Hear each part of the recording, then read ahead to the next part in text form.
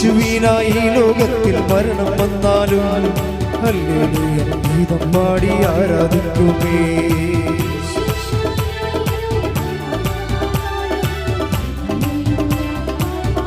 കൈകൾ ഉയർത്തിച്ചുകൊണ്ട് ആരാധിക്കാം, നമുക്ക് ആരാധിക്കാം, ഒന്നിച്ചാരാധിക്കാം, ആരാധിക്കാം, നമുക്ക് ആരാധിക്കാം, ആത്മാവിൻ ശക്തിയോടെ ആരാധിക്കാം.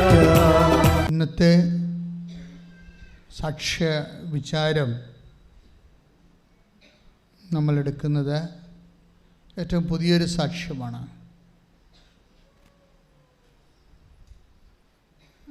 വൈക്കത്തുള്ള അനിത താമരാക്ഷൻ്റെ സാക്ഷ്യം. അതാണിപ്പോഴ് ഭയങ്കര സ്പീഡായി ആൾക്കാർ കൂടുതൽ പേര് കണ്ട് പ്രാർത്ഥിച്ചുകൊണ്ടിരിക്കുന്ന ഒരു സാക്ഷ്യമാണ്. അതിൻ്റെ താഴെയുള്ള കമൻസുകളെല്ലാം സാക്ഷ്യത്തിൻ്റെ ഉള്ളിലെ സാക്ഷ്യമായി, ടെസ്റ്റിമണി വിത്തിൻ ടെസ്റ്റിമണിയായി അനേകരിലേക്ക് കർത്ത സാന്നിധ്യം കടന്നു ചേരണതാണ്. നിങ്ങൾ ആ സാക്ഷ്യം കേൾക്കാത്തവരുണ്ടെങ്കിൽ ഈ ദിവസങ്ങളിൽ അത് കേൾക്കണമെന്ന് പ്രത്യേകം അഭ്യർത്ഥിക്കുക. ആ സാക്ഷ്യത്തിൻ്റെ എന്താണ് അതിൻ്റെ ഉടമ്പടിയുടെ പെർസ്പെക്റ്റീവിൽ ആ സാക്ഷ്യം ഒരു പുനർവായനയ്ക്ക് വെക്കാൻ കാരണമെന്ന് വെച്ച് കഴിഞ്ഞാൽ, ഇവർ ഗ്രൗണ്ട് സീറോ മൈനസിൽ നിൽക്കുന്ന ഒരാളാണ്. എന്ന് വെച്ച് കഴിഞ്ഞാൽ പ്രളയം വന്ന് അവരുടെ വീടെല്ലാം നഷ്ടപ്പെട്ടു. പ്രളയം വന്ന് വീടെല്ലാം പോയി. പിന്നെ ഇപ്പം താമസിക്കുന്നത് ടർപ്പോള വലിച്ചു കെട്ടിയ ഒറ്റമുറി വീട്ടിൽ അമ്മയും 3 മക്കളും രോഗിയായിരുന്ന ഒരു അപ്പനുമായിട്ട്. രോഗിയല്ല അദ്ദേഹം വാഹനം ഇടിച്ച് അപകടപ്പെട്ട് ബ്രെയിൻ ഡാമേജ് വന്ന ആളാണ്. അപ്പോൾ എനിക്ക് ഒരു വ്യക്തിയുടെ തകർച്ച പനിത ചോദിക്കുന്നത് അത് ഭയങ്കര ഹൃദയസ്പർശിയാണ്. ചില ഭർത്താവിൻ്റെ ഓർമ്മ പോകുമെന്ന് വെച്ച് കഴിഞ്ഞാൽ, ഇപ്പോൾ കുറേ നാളായി ഇങ്ങനെ കിടക്കണത്. ഇപ്പോൾ ബന്ധുക്കളും സ്വന്തപ്പെട്ടവരൊക്കെ ഉള്ളവരാണ്, അവർ ശരിക്കും സഹായിക്കുന്ന ബന്ധുക്കൾ തന്നെയാണ്. പക്ഷെ നമുക്കറിയാമല്ലോ, നമുക്ക് എന്തെങ്കിലും സംഭവിച്ചാൽ എല്ലാവരും ആദ്യ സമയത്ത് എല്ലാവരും ഉണ്ടാവും. അത് കഴിഞ്ഞ് ഒരു കൊല്ലമൊക്കെ എല്ലാവരും ഒരുപോലെയൊക്കെ അതിന് ഉണ്ടാകും. പക്ഷെ പിന്നെ എല്ലാവരും അവരവരുടെ ഉത്തരവാദിത്തങ്ങളിലേക്ക് പതുക്കെ പോകും. ചിലപ്പോൾ വിളിച്ചു പോലും ചോദിക്കാത്ത രീതിയിൽ അങ്ങനെ അവർ പറയുന്നുണ്ട്. ഞാനിങ്ങനെ സമൂഹത്തിലും വീട്ടിലും ഒക്കെ ബന്ധങ്ങളുമൊക്കെ ഒറ്റപ്പെട്ട് ഉൾവലിഞ്ഞു പോയെന്ന് പറയും. ഇപ്പോൾ ഒരു വ്യക്തി ഇങ്ങനെ പടിപടിയായിട്ട് തളർന്നും തകർന്നുമൊക്കെ പോകുന്ന അവസ്ഥകൾ, ഉടമ്പടി അവരെങ്ങനെയാണ് ഇങ്ങനെ അതുപോലെ തന്നെ ഉയർത്തിക്കൊണ്ട് വരുന്നതെന്ന് നമ്മൾ ഈ ധ്യാനത്തിലൂടെ പരിശോധിക്കുകയാണ്. ഏറ്റവും അവസാനം സംഭവിച്ചത് ഭർത്താവിൻ്റെ ഓർമ്മ പോകും. ഇപ്പം നമ്മുടെ ജീവിത പങ്കാളി അല്ലെങ്കിൽ മക്കൾ നമ്മൾ ശുശ്രൂഷിക്കുമ്പോൾ അവർക്ക് നമ്മളെ ശുശ്രൂഷിക്കുമ്പോൾ നമ്മളെ ശുശ്രൂഷിക്കാൻ വേണ്ടി അവശേഷിക്കുന്ന ഒരു ഉത്തേജനമെന്ന് പറയണത് നമ്മളവരെ ശുശ്രൂഷിക്കുന്നുണ്ട് എന്ന് അവർക്ക് തോന്നണതും അവരുടെ മനസ്സിൽ നമ്മളോടുള്ള ഒരു നന്ദിയും സ്നേഹവും ഒക്കെയാണ്. പക്ഷേ അതിനൊക്കെ വേണ്ടത് ഓർമ്മയല്ലേ? ഓർമ്മ അങ്ങ് പോയാലേ ഈ രോഗി ശുശ്രൂഷയുടെ ഇപ്പം ഞാൻ രോഗിയായിരുന്നു, നിങ്ങളെന്നെ സന്ദർശിച്ചു എന്ന് ഈശോ പറയണില്ലേ? അപ്പോൾ ഒരു ഉടമ്പടി നമ്മളത് ചെയ്യുകയും ചെയ്യുന്നുണ്ട്.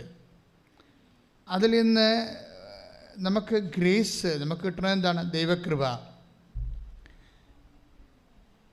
അത് ദൈവകൃപ നമുക്ക് ലഭിക്കാൻ വേണ്ടി ഈശോ നൽകിയിട്ടുള്ള ഹോംവർക്കിലെ ഗൃഹപാഠങ്ങളിലെ ഒരു പ്രധാനപ്പെട്ട സംഭവമാണ് രോഗി പരിചരണം. ഇപ്പോൾ ഈ രോഗി പരിചരണത്തിൽ സ്വാഭാവികമായിട്ട് നമുക്ക് രോഗി പരിചരിക്കുന്നവർക്ക് അവർക്കൊരു വർക്ക്, ഒരു ജോബ് സാറ്റിസ്ഫാക്ഷൻ എന്നൊക്കെ ആൾക്കാർ പറയത്തില്ലേ? ഇപ്പം ദൈവത്തെ മാറ്റി നിർത്തിയാൽ തന്നെ കേവലമായ മനുഷ്യന് ഇങ്ങനെയൊക്കെ ചെയ്യുമ്പോൾ അവർക്ക് ഒരു ജോബ് സാറ്റിസ്ഫാക്ഷൻ ഉണ്ടാകും. പക്ഷേ നമ്മൾ ആർക്ക് വേണ്ടിയാണ് ജോലി ചെയ്യണത്? അവർക്ക് ഓർമ്മയെങ്കിലും വേണം. കുറഞ്ഞ പക്ഷം ഒരു ഓർമ്മയും ഇല്ല എന്നുണ്ടെങ്കിൽ നമുക്കൊരു റിട്ടേൺസ് ഒന്നും ഇല്ല എൻ്റെ അടുത്തുനിന്ന്, അല്ലേ? അപ്പോൾ അവളൊരു പറയുന്നുണ്ടാകും, അവൾ പറയുന്നത്, അതായത് ഞാൻ പ്രാർത്ഥനയൊക്കെ നിർത്തിയിട്ട് കുറേ കാലമായി, ആരോട് പ്രാർത്ഥിക്കാനാണ്? ഇങ്ങനെ ചങ്ക തകർന്ന് ഇങ്ങനെയൊക്കെ പറയണത് നമ്മൾ കേൾക്കാം ആ സാക്ഷ്യത്തിൽ. ഞാൻ ആരോട് പ്രാർത്ഥിക്കാനാണ്? സൃഷ്ടിച്ചവൻ തന്നെ എന്നോട് എൻ്റെ ഈ അവസ്ഥ കണ്ടിട്ടും എനിക്ക് ഒരു കരകയറ്റമില്ലാത്തപ്പോൾ ഞാൻ പിന്നെ ആരോട് പ്രാർത്ഥിക്കാനാണ്?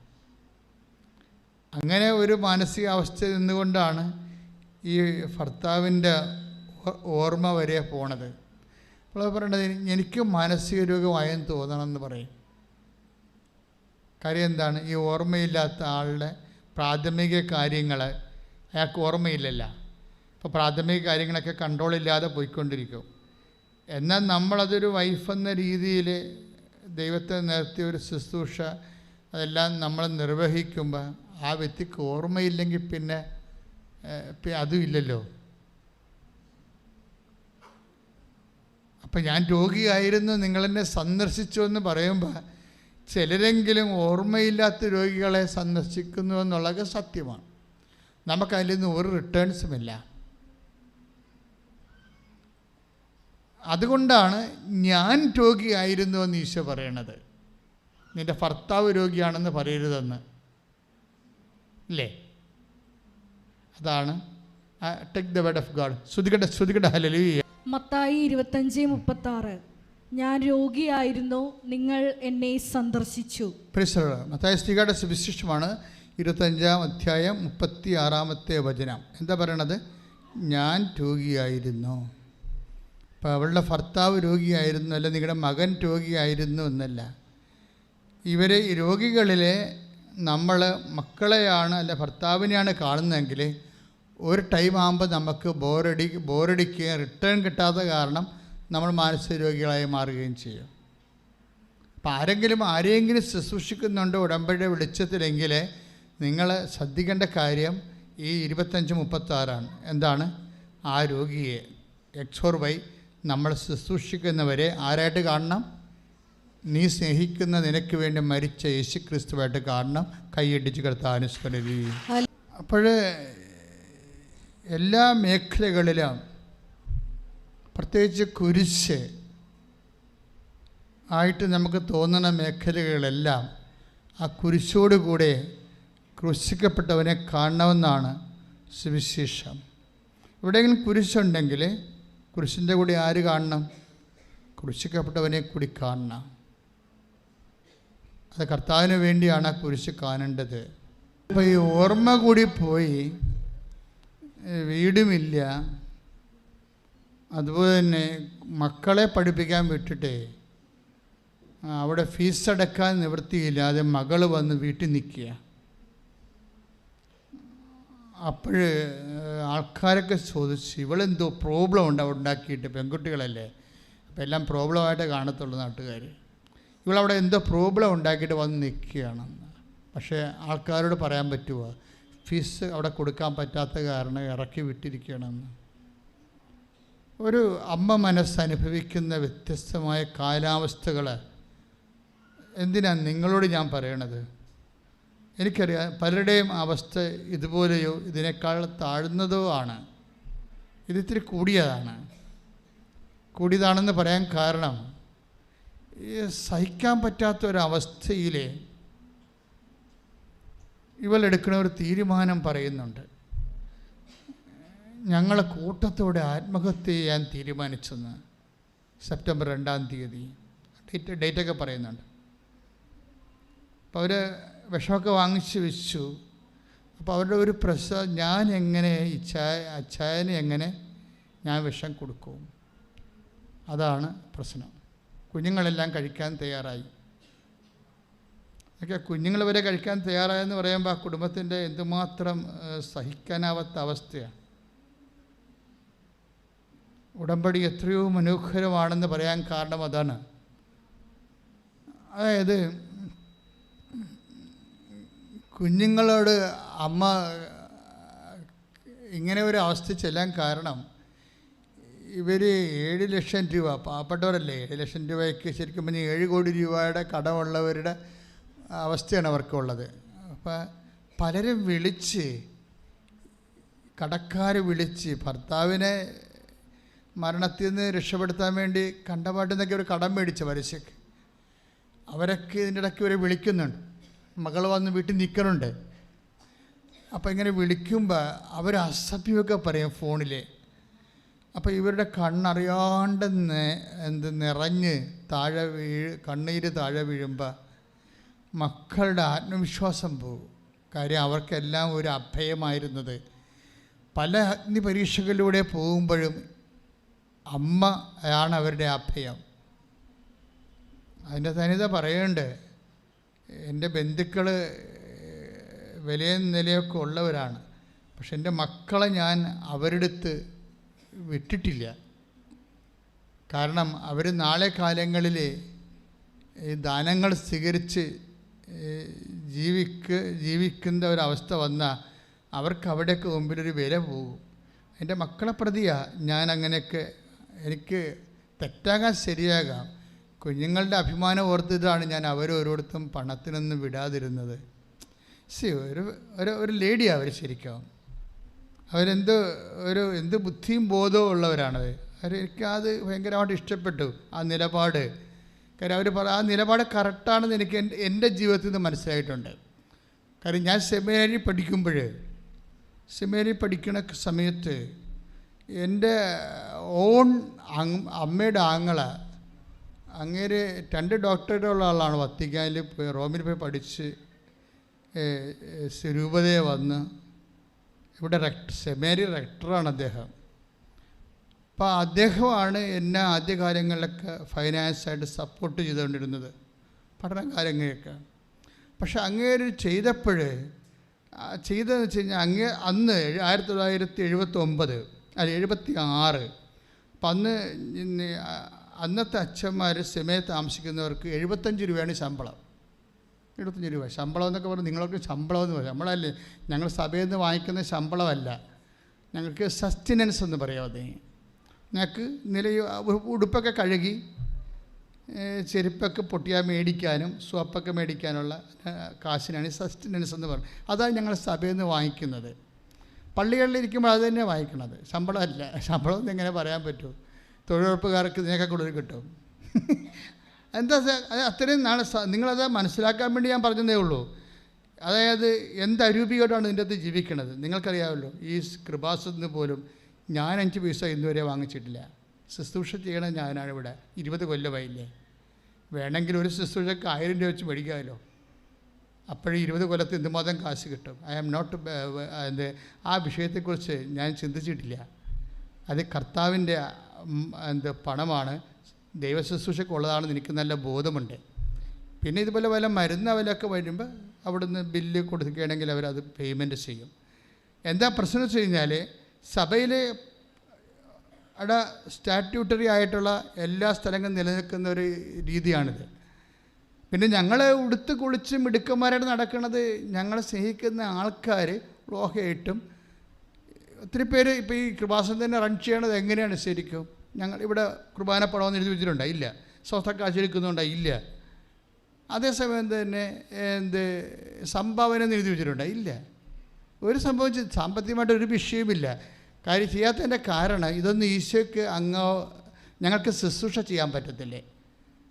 സാമ്പത്തികത്തിന് ഏതെങ്കിലും മേഖലയിൽ ഇപ്പം യൂട്യൂബ് 5 പൈസ കമ്പനിയിൽ നിന്ന് വാങ്ങിക്കണില്ല, എത്രയോ പ്രാവശ്യം അവിടെ വൗച്ചർ വന്ന് മേടിക്കണില്ല. അങ്ങനെ വന്നാൽ പരിശുദ്ധാത്മാവ് പതുക്കെ ഇറങ്ങിപ്പോവും. പക്ഷേ എന്നാൽ ഇത് മെയിൻറ്റെയിൻ ചെയ്ത് പോകണില്ലേ? സൂപ്പറായിട്ട് മെയിൻറ്റെയിൻ ചെയ്ത് പോകുന്നുണ്ട്. എന്താ കാര്യം? അമ്മമാതാവ് വാരിക്കോരി കൊടുത്ത് അനുഗ്രഹിച്ച് നിലനിർത്തിയ ആൾക്കാർ കൊണ്ടുവന്ന് ഇതിൻ്റെ മെയിൻ്റനൻസിന് വേണ്ടിയും ശുശ്രൂഷകൾ ഭംഗിയായിട്ട് നടക്കാൻ വേണ്ടിയും ആവശ്യത്തിന് കൊടുത്തിട്ട് പോകുന്നുണ്ട്. പക്ഷേ ഈ വിഷയം സംസാരിക്കാറ് പോലും ഇല്ല ഇവിടെ. പുറത്തൊക്കെ ആൾക്കാർ ട്രോളൊക്കെ ചെയ്യുന്നുണ്ട്, അവർക്ക് അറിയാൻ മേലാത്തത് കൊണ്ട് നമ്മൾ എന്ത് പറയാനാണ്. പക്ഷേ ഇതാണ് എൻ്റെ സിറ്റുവേഷൻ.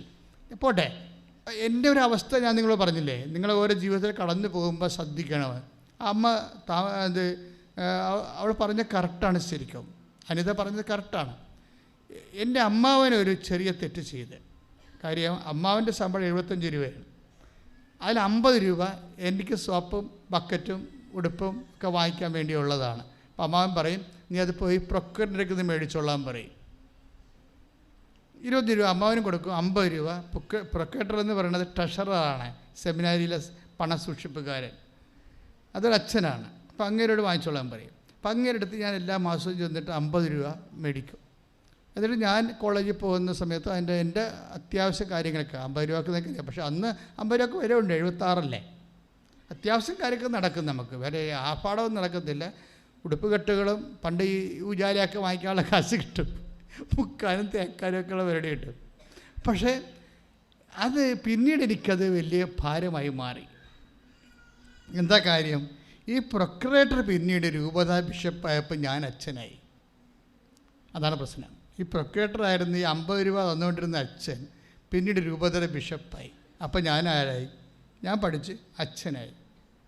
ഈ മനുഷ്യൻ്റെ മുമ്പിൽ നമ്മൾ 50 രൂപയ്ക്ക് വേണ്ടി എത്രയോ വർഷം കൈനീട്ടിയതാണ്. അത് കാരണം പലപ്പോഴും അണ്ടർ എസ്റ്റിമേറ്റ് ചെയ്യും. അതാണ് വിഷയം. അത് അനിത പറഞ്ഞ കറക്റ്റ്. അനിത പറഞ്ഞപ്പോൾ എനിക്കത് മനസ്സിലായി. നിങ്ങൾക്കത് മനസ്സിലായെന്ന് അറിയത്തില്ല. നിങ്ങളവർക്ക് അത് വലിയ ഭാവമല്ലേ, ഉള്ളവിടേക്കത് മേടിക്കണ്ടേ. പക്ഷെ അനിത പറഞ്ഞത് എന്താ പറഞ്ഞിരിക്കുന്നത്? എൻ്റെ മക്കൾ ആടെ മുമ്പിൽ കൈനീട്ടിയ നാളെ അവരുടെ മുമ്പിൽ അവർ ദാസന്മാരുടെ കാണത്തില്ലേ എന്നാ ചോദിച്ചത്. അതുകൊണ്ടാണ് അത് അമ്മയുടെ അവസ്ഥയിലാണ് ഞാനത് കാണുന്നത്. അപ്പം അതുകൊണ്ടാണ് അവർക്ക് ഒരു വല്ലാത്ത അവസ്ഥയിലൂടെ പോകുമ്പോൾ അവർ പോകത്തില്ലായിരുന്നു. ഈ കടക്കാരെ വിളിച്ച് തോന്നിവാസം പറയണില്ലേ, അപ്പോൾ ഈ മക്കൾക്കെല്ലാം എന്തെല്ലാം അഗ്നി പരീക്ഷകളിലൂടെ പോകുമ്പോഴും ഇവർ ഒറ്റക്ക് നിന്ന് പടപൊരുതി അതിനേക്ക് അതിജീവിച്ച് ഈ കുഞ്ഞുങ്ങളെയും പൊരുന്ന് പരന്ത് വരുമ്പോഴും പാമ്പ് വരുമ്പോഴും ഒക്കെ കൂടെ ചിറകിൽ ചേർത്ത് കൊണ്ടു നടക്കുന്ന അമ്മ ഒരു നിമിഷം ഇങ്ങനെ ഫോൺ എടുക്കുമ്പോൾ കരയണത് കാണാം. അപ്പോൾ 2 മക്കളും വന്ന് കയ്യെ പിടിച്ചിട്ട് പറയും, അമ്മ എന്തെല്ലാം സംഭവിച്ചാലും അമ്മ കരയരുത്. അമ്മ കരഞ്ഞാൽ പിന്നെ ഞങ്ങൾ ചങ്ക് പറഞ്ഞു പോകും, പിന്നെ ഞങ്ങൾക്ക് ഒരു ആരംഭവും ഇല്ലാത്ത രീതിയിലാകും. അപ്പോൾ പറയും, നമുക്ക് ഒരുമിച്ച് മരിക്കാം, ഇങ്ങനെ പോകാൻ എത്ര കാലം പോകാൻ പറ്റും. അതാണ് സംഭവം. അപ്പോൾ അവരങ്ങനെ വിഷമൊക്കെ വാങ്ങിച്ച് വെച്ച് അവർക്ക് അതിൻ്റെ അകത്തൊരു മനസാക്ഷി അവർക്ക് തോന്നണില്ല. കാരണം അവരുടെ അവസ്ഥ അങ്ങനെയായിപ്പോയി. അപ്പോൾ ഈ സെപ്റ്റംബർ 2-ാം തീയതി അപ്പോൾ എന്നിട്ട് ഈ അമ്മ അനിത മക്കളോട് പറയും, അച്ഛനി എങ്ങനെ കൊടുക്കൂടാ ഞാൻ വിഷമെന്ന് ചോദിക്കും മൂത്ത മകനോട്. അപ്പോൾ അവൻ പറയും, ഞാൻ കൊടുക്കാം അച്ചായനെന്ന് പറയും. അച്ചായൻ കിടപ്പാണല്ലേ, അച്ചായൻ നമ്മളില്ലാതെ അച്ചായൻ ഇങ്ങനെ കിടന്നിട്ട് കാര്യമില്ലല്ല, ഞാൻ കൊടുക്കാമെന്ന് പറയും. അപ്പോൾ ഇവരെങ്ങനെ തീരുമാനിച്ച് പക്ഷേ 2-ാം തീയതി വൈകുന്നേരമായപ്പോൾ അവിടെ മൊബൈലിലേക്ക് ഒരു ലിങ്ക് വരും. എന്താ വരുന്നത്? കൃപാസനത്തിൻ്റെ ഒരു സാക്ഷ്യത്തെ ലിങ്കാണ് വരുന്നത്. നിങ്ങൾ ഓർക്കണം, നിങ്ങൾ സുവിശേഷ വേല ചെയ്യുമ്പോൾ എത്ര ആത്മാക്കൾ രക്ഷപ്പെടുന്നുണ്ടോ. ഞാൻ നിങ്ങളോട് ഷെയർ ചെയ്യാൻ പറയുമ്പോൾ നിങ്ങൾ ഓർക്കും എന്തിനാണ് ഷെയർ ചെയ്യണമെന്ന്. പക്ഷേ ദൈവം നിങ്ങളിലൂടെ പ്രവർത്തിക്കണമെങ്കിൽ നിങ്ങളത് ഷെയർ ചെയ്യുമ്പോഴല്ലേ അറിയത്തുള്ളൂ, അല്ലേ? അപ്പോൾ ഇവർ ഈ ഷെയർ ചെയ്യുമ്പോൾ ഈ ലിങ്ക് എടുത്ത് നോക്കി. അപ്പോൾ മൂത്ത മകൻ ഉടനെ ഈ മൂത്ത മകൻ ഞാൻ അപ്പന് വിഷം കൊടുക്കാമെന്ന് പറഞ്ഞവൻ പറയും, അമ്മേ നമുക്കൊന്ന് കൃപാസനത്തിൽ പോയാലാ, ചിലപ്പോൾ ഇതായിരിക്കും അവസാനത്തെ പിടിവള്ളി എന്ന് പറയും. ചിലപ്പോൾ ഇതായിരിക്കും അവസാനത്തെ പിടിവള്ളി, നമ്മുടെ അവസാനത്തെ ഒരു അഭയം. എനിക്കത് കേട്ടപ്പോൾ ഭയങ്കര സന്തോഷം തോന്നി. കാര്യം ഒരു മനുഷ്യൻ്റെ അവസാനത്തെ അഭയകേന്ദ്രമാണ് കൃപാസനമെന്ന് ഒരു മനുഷ്യരെ അനുഭവത്തിൽ നിന്ന് അവർ പറയണ കേൾക്കുമ്പോൾ എന്തൊരു അർത്ഥവത്താണ് നമ്മുടെ ശുശ്രൂഷ നമുക്ക് തോന്നും. ഒന്ന് ശ്രുതിക്കട്ടെ മക്കളെ, എല്ലാവരെയും ഓർത്ത്. അപ്പോൾ പിറ്റേ ദിവസം വന്നിട്ട് അനിയത്തി തന്നെ ഇവരെ വിളിക്കും. ഇവൻ്റെ അനിയത്തി ഇവരെ സഹായിച്ചുകൊണ്ട് പല കാര്യങ്ങളും. എങ്ങനെ സഹായിച്ചിട്ട് കടലിൽ കല്ലിടണ പോലെയുള്ള അവസ്ഥയാണേ, അതാണ് അവസ്ഥയെ. അപ്പോൾ അനിയത്തി, അപ്പോൾ എല്ലാ ബന്ധുക്കളും അവർ നന്നായിട്ടാണ് സംസാരിക്കണം. പക്ഷേ കടലിൽ കൊണ്ട് കല്ലിടണ പോലെയാണ് സഹായങ്ങളൊക്കെ, ഒന്നും കാണുകയില്ല.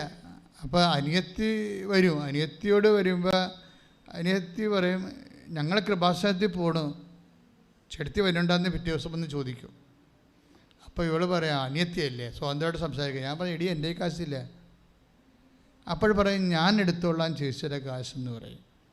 അപ്പം അവർക്ക് വണ്ടിക്കൂലി കൊടുത്തുകൊണ്ട് അനിയത്തി ചേടത്തിനെ കൊണ്ടുവരും. അങ്ങനെ ഇവിടെ വന്ന് ഇവർ കണ്ടെല്ലാം കേട്ട് മനസ്സിലാക്കി അവർ ഉടമ്പടി ചെയ്യും. ഉടമ്പടി ചെയ്യുമ്പോൾ പിന്നത്തെ കാര്യം നിങ്ങൾ കേൾക്കേണ്ടതാണ്. ശരിക്കും ഇവരുടെ അവസ്ഥ ഞാൻ കടന്നില്ലേ.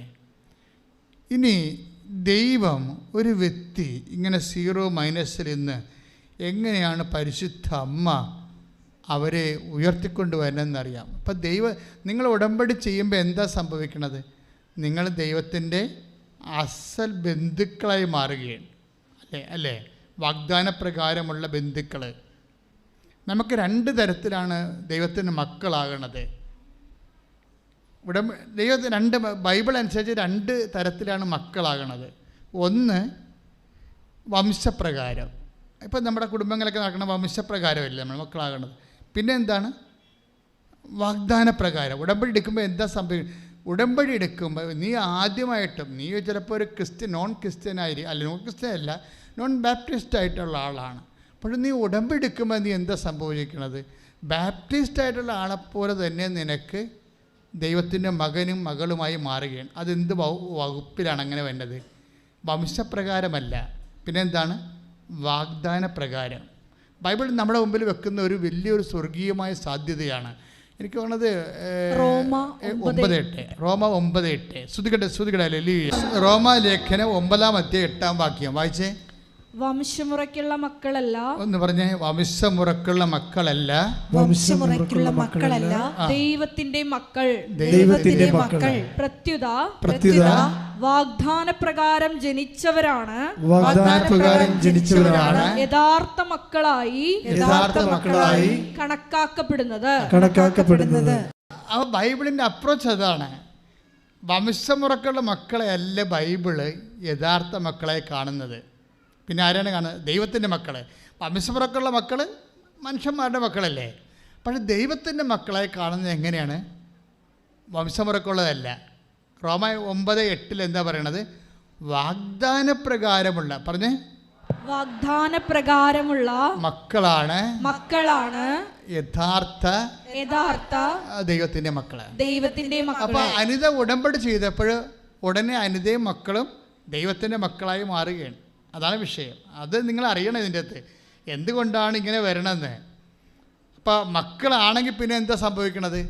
ഉടനെ അവകാശികളാകും. Take the word of God. ശ്രുതികട റോമ 8:17. നാം മക്കളെങ്കിൽ എന്ന് പറഞ്ഞ നാം മക്കളെങ്കിൽ അവകാശികളുമാണ്. ദൈവത്തിന്റെ അവകാശികളും ക്രിസ്തുവിന്റെ കൂട്ടവകാശികളും. അപ്പൊ റോമ 8:17 എന്താ പറയണത്? നാം മക്കളാണെങ്കിൽ അവകാശികളുമാണ്. കണ്ടാ, അതിൻ്റെ മക്കളും ഉടനെ മക്കളുമായി, പിന്നെന്താണ്? അവകാശികളുമായി. പെട്ടെന്നായി സംഭവം നടക്കുന്നത്. ഇത് വിശദീകരിക്കുന്ന ഗലാത്യ ലേഖനമാണ്. ഗലാത്യ 4:28. ഗലാത്യ 4:28. സഹോദരങ്ങളെ, നമ്മളാകട്ടെ ഇസഹാക്കിനെ പോലെ വാഗ്ദാനത്തിന്റെ മക്കളാണ്. അതായത് വാഗ്ദാനപ്രകാരം വംശമുറക്കുള്ള മക്കളുണ്ട്, പിന്നെന്താണ്? വാഗ്ദാനപ്രകാരമുള്ള മക്കളുണ്ട്. ഉടമ്പടി വാഗ്ദാനത്തിൻ്റെ പ്രാർത്ഥനയാണ്. നീ ഉടമ്പടിയിൽ നമ്മൾ എന്തിനാണ് ഉടമ്പടി ചെയ്യണത്? ദൈവത്തിൻ്റെ വാഗ്ദാനങ്ങൾക്ക് നമുക്ക് അവകാശികളാകാനാണ്. ക്ലിയർ അല്ലേ? ദൈവത്തിൻ്റെ വാഗ്ദാനം എന്തുമാത്രമുണ്ട്? 7752 വാഗ്ദാനമെന്ന് ഗൂഗിൾ പറയും. ചില വെബ്സൈറ്റുകളിൽ 8852 വാഗ്ദാനം എന്ന് പറയും. കാരണം ഒരു മനുഷ്യൻ്റെ ഫിസിക്കാലിറ്റി ആൻഡ് സ്പിരിച്വാലിറ്റി മെയിൻ്റെനൻസിന് വേണ്ടി ദൈവം 8000-ഓളം വാഗ്ദാനങ്ങളാണ് കൊടുത്തിരിക്കുന്നത്. ഈ 8000 വാഗ്ദാനങ്ങൾ അനുദിന ജീവിത ആവശ്യങ്ങളും നിത്യജീവിതത്തിൻ്റെ ആവശ്യങ്ങളും നിറഞ്ഞു നിൽക്കുകയാണ്. When we come to the covenant relation, we became heirs of this. നമ്മൾ റൈറ്റ് ഹോൾഡേഴ്സ് ആവും ഇതിൻ്റെ. എന്താണ്? ദൈവത്തിൻ്റെ വാഗ്ദാനങ്ങളുടെ. അതാണ് മക്കളെങ്കിൽ അവകാശികളുമാണ്. പക്ഷെ അവകാശികളും മക്കളുമാക്കുന്നത് എന്താണ്? ഉടമ്പടിയാണ്. ഉടമ്പടി വഴി വാഗ്ദാനങ്ങളിലൂടെയാണ് നമ്മൾ പ്രാപിച്ചുകൊണ്ടാണ് ദൈവത്തിൻ്റെ മക്കളാകുന്നത്. മക്കളാകുമ്പോൾ അവകാശികളുമാകും. അനിത ഉടമ്പടി എടുക്കുമ്പോൾ വാഗ്ദാന പ്രകാരം ദൈവത്തിൻ്റെ മകളുമായി ആ കുടുംബം മുഴുവൻ ദൈവത്തിൻ്റെ മക്കളായിട്ട് പിന്നെ എന്തായി? ദൈവത്തിൻ്റെ വാഗ്ദാനങ്ങളുടെ അവകാശികളാകും. ഇത് ആദ്യം മുതലുള്ള ഏത് വാഗ്ദാനം എന്ന് ചോദിച്ചു കഴിഞ്ഞാൽ ആദ്യം മുതലേ വാഗ്ദാനം ഉണ്ടാവും. ഇപ്പോൾ ഉൽപ്പത്തി പുസ്തകത്തിൻ്റെ 17:26 ഈ വാഗ്ദാനമുണ്ട്. 17:16 ഉൽപ്പത്തി പുസ്തകം 17:16 എടുത്ത് ശ്രുതികട ഹല്ലേലൂയ ശ്രുതിക്കട്ടെ. ഞാൻ അവളെ അനുഗ്രഹിക്കും എന്ന് പറഞ്ഞ ഞാൻ അവളെ അനുഗ്രഹിക്കും. ഞാൻ അവളെ അനുഗ്രഹിക്കും. അവളിൽ നിന്ന് ഞാൻ നിനക്ക് ഒരു പുത്രനെ തരും. അവളെ ഞാൻ അനുഗ്രഹിക്കും. അവൾ ജനതകളുടെ മാതാവാകും. വാഗ്ദാനം കണ്ട. അതായത് ഇത് ശരിക്കും പറഞ്ഞാൽ ഇസഹാക്കിനെ കുറിച്ച് പറയണതാണ്. പക്ഷേ ഇസഹാക്കിന് സാറാക്കിന് യോജിക്കണില്ല. ഇത് യോജിക്കണത് എന്താ കാര്യം വെച്ച് കഴിഞ്ഞാൽ ജനതകളുടെ മാതാവാകും എന്ന് പറഞ്ഞെങ്കിലും ഒരു കംപ്ലീറ്റ് പൂർണ്ണ മാതാവാകത്തില്ല അവർ. അതെന്താ കാര്യം എന്ന് വെച്ച് കഴിഞ്ഞാൽ അതിനുള്ള കാരണം വെച്ച് കഴിഞ്ഞാൽ ഇവരുടെ ഭാഗത്തുനിന്ന് വന്നിട്ടുള്ള മാനുഷികമായ ന്യൂനതകൾ ഭയങ്കരമാണ്. സാറയുടെ ഭാഗത്തുനിന്നായാലും ശരി. എന്താ കാര്യം എന്ന് വെച്ച് കഴിഞ്ഞാൽ ഇപ്പം നമ്മൾ 17 ഒന്ന് വായിച്ചോളൂ. ജനസിസ് ഉൽപ്പത്തി 17:16 വായിച്ചോളൂ. ഞാൻ അവളെ അനുഗ്രഹിക്കും. അവളിൽ നിന്ന് ഞാൻ നിനക്ക് ഒരു പുത്രനെ തരും. അവളെ ഞാൻ അനുഗ്രഹിക്കും. അവൾ ജനതകളുടെ മാതാവാകും. അപ്പം ഞാൻ അവളെ അനുഗ്രഹിക്കും. അവളിൽ നിന്ന് ഞാൻ നിനക്കൊരു പുത്രനെ തരും. അവൾ ജനതകളുടെ മാതാവാകും എന്നൊക്കെ പറഞ്ഞാലേ ഇത് പെട്ടെന്ന് മനസ്സിലാകണത് എന്താണെന്നറിയാവുക? ഇത് അമ്മയുമായി ചേർത്ത് വെച്ചാലേ പെട്ടെന്ന് മനസ്സിലാകത്തുള്ളത്. മറിയത്തിലൂടെ ദൈവം കൊടുത്തൊരു വാഗ്ദാനമാണിത്. അതറിയണമെങ്കിൽ ജനതകളുടെ മാതാവാകും എന്ന് പറഞ്ഞാൽ ഇപ്പം ഞാൻ പണ്ടൊരു പള്ളിയിലിരിക്കുമായിരുന്നു. 5 കൊല്ലം അവിടെ വികാരിയായിട്ടിരുന്നത്. ആ പള്ളിയുടെ പേര് ദൈവജനമാതാവാണ്. ജനതകളുടെ മാതാവ്. അത് സഭയുടെ ഏറ്റവും വലിയൊരു സങ്കല്പമാണ്. ജനതകളാണ്, അല്ലാതെ ക്രിസ്ത്യൻസിൻ്റെ മാതാവ് എന്നല്ല പറയണത്. ജനതകളുടെ മാതാവാണ്. മനുഷ്യ മക്കളുടെ എല്ലാവരുടെയും മാതാവാണ്. ശ്രുതികട്ടെ ഹല്ലേലൂയ. ഇനി ഇതന്നെ അവളിലൂടെ അവൾ നിനക്കൊരു പുത്രനെ വായിച്ചോളൂ. ശ്രുതികട്ടെ ഹല്ലേലൂയ. മഹത്വം ആരാധന ഹല്ലേലൂയ. മഹത്വം ആരാധന ഹല്ലേലൂയ. അതായത് ജനസിസ് 17:16 ഞാൻ അവളെ അനുഗ്രഹിക്കും. പറഞ്ഞേ, ഞാൻ അവളെ അനുഗ്രഹിക്കും. അവളിൽ നിന്ന് ഞാൻ നിനക്ക് ഒരു പുത്രനെ തരും. ഇത് യേശുവാണെന്ന് നമ്മുടെ മനസ്സിൽ നമ്മൾ അംഗീകരിച്ചു കഴിഞ്ഞാൽ പിന്നെ കാര്യം കുറച്ച് എളുപ്പമാകും. എന്താ കാര്യം? ഈ വാഗ്ദാനങ്ങളെല്ലാം നമ്മൾ ജനതകളെ പ്രാപിക്കുന്നത് ഇസഹാക്കിലൂടെയല്ല, യേശുവിലൂടെയാണ്. അതുകൊണ്ടാണ് കൊറിന്ത്യൻസ് പറയുകയെ, അതായത് സകല വാഗ്ദാനങ്ങളും ക്രിസ്തുവിൽ അതെ എന്നാണ്. ശ്രുതികടെ take the word of God. ശ്രുതി പറഞ്ഞ് ദൈവത്തിന്റെ സകല വാഗ്ദാനങ്ങളും ക്രിസ്തുവിൽ അതേ എന്ന് തന്നെ. അതുകൊണ്ട് തന്നെയാണ് ദൈവമഹത്വത്തിന് അവൻ വഴി ഞങ്ങൾ ആമേൻ പറയുന്നത്. അപ്പൊ ഈ രണ്ട് വചനങ്ങൾ ഇപ്പൊ ഇതിന് എന്തിനോട് യോജിക്കേണ്ടത്? ഞാൻ അവളെ അനുഗ്രഹിക്കും. അതായത് ജനേസിസ് 17, ഉൽപ്പത്തി 17:16 കൂടെയാണ് 2 കൊരിന്ത്യസ് 1:20 ചേർത്ത് വെക്കേണ്ടത്. എന്നാൽ മാത്രമേ വാഗ്ദാനത്തിൻ്റെ അർത്ഥം കൃത്യമായിട്ട് മനസ്സിലാകത്തുള്ളൂ. എന്താ കാര്യം വെച്ച് കഴിഞ്ഞാൽ വാഗ്ദാനപ്രകാരമുള്ള സന്തതികളെ പരിശുദ്ധ അമ്മയിലൂടെയാണ് ലോകത്തിന് വരണത്. ഈശോ ആണ് ആദ്യ സന്തതി, പ്രഥമജാതൻ എന്ന് പറയുന്നത്. ഈശോയാണ് വാഗ്ദാനങ്ങളുടെ സാകല്യം. അതുകൊണ്ട് 2 കൊരിന്ത്യൻസ് 1:20 പറയും. എന്താ പറയണത്? സകല വാഗ്ദാനങ്ങളും പറഞ്ഞേ, സകല വാഗ്ദാനങ്ങളും ക്രിസ്തുവിൽ അതെ എന്ന് തന്നെയാണ്. അപ്പൊ ദൈവത്തിന്റെ മുഴുവൻ വാഗ്ദാനങ്ങളും നമുക്ക് ലഭിക്കണത് ആരിൽ നിന്നാണ്? അമ്മയിൽ നിന്ന് പിറന്ന ക്രിസ്തുവിലൂടെയാണ്. അതാണ് എൻ്റെ വിഷയം. ഈ അമ്മയ്ക്ക് അനുഗ്രഹം എങ്ങനെ കിട്ടുന്നതാണ്? അത് ജനേസിസിൽ നിന്ന് കിട്ടുന്നതാണ്. ഞാൻ അവളെ അതായത് ഉൽപ്പത്തി 17:16 അതായത് ഞാൻ അവളെ അനുഗ്രഹിക്കും. പറഞ്ഞേ, ഞാൻ അവളെ അനുഗ്രഹിക്കും. അവളിൽ നിന്ന് ഞാൻ നിനക്ക് ഒരു പുത്രനെ തരും. അവൾ ജനതകളുടെ മാതാവായിരിക്കും. ഇതൊരു പാരലൽ ടെസ്റ്റ് ആണെന്നാണ് ഞാൻ പറയണത്. കത്തോലിക്ക പ്രബോധനം അല്ല, പക്ഷേ ഇതൊരു പാരലൽ ടെസ്റ്റാണ്. ബൈബിളിൽ എപ്പോഴും ഉണ്ടാകുന്ന വിഷയം ഷാഡോ വേഴ്സ് ഉണ്ടാവും, പാരലൽ ടെസ്റ്റ് ഉണ്ടാവും. പുതിയ നിയമത്തിലെ അഭിഷേക യാഥാർത്ഥ്യങ്ങളും രക്ഷാകര സംഭവങ്ങൾക്കെല്ലാം പാരലൽസ് ഉണ്ടാവും. സമാന്തര സുവിശേഷങ്ങൾ എന്ന് നമ്മൾ പറയുന്ന പോലെ സമാന്തര വചനങ്ങൾ. മാതാവിൻ്റെ മാതൃത്വത്തെ ലോക ജനതയുടെ പൊതുമാതാവായി പരിശുദ്ധ അമ്മയെ സുവിശേഷം ദൈവവചനം പ്രതിഷ്ഠിക്കുന്നതിൻ്റെ ഒരു സമാന്തര ടെസ്റ്റാണിത്. ആ രീതി വായിക്കുമ്പോഴാണ് ഈ 2 കൊരിന്ത്യൻസ് 1:20 എന്താണ്? സകല വാഗ്ദാനങ്ങളും പറഞ്ഞേ, സകല വാഗ്ദാനങ്ങളും ക്രിസ്തുവിൽ അതേ എന്നാണ്. അപ്പൊ എന്താ ഉടമ്പടിയിലേക്ക് നമ്മൾ വരുമ്പോൾ നമ്മൾ എന്താ ചെയ്യണത്? വംശമുറക്കുള്ള ഇപ്പൊ 8:9 റോമ 8:9 എന്താ പറയണത്? വംശമുറക്കുള്ള സന്തതി പരമ്പരകളുണ്ടാവും. അതേസമയം തന്നെ വാഗ്ദാനപ്രകാരമുള്ള സന്തതി പരമ്പരകളുണ്ടാകും. സ്വാഭാവികമായിട്ട് മാനുഷികമായി പറഞ്ഞാൽ ബൈ മെറിറ്റ് നമുക്ക് സന്താനം ഉണ്ടാകുന്നത് വംശമുറക്കാണ്.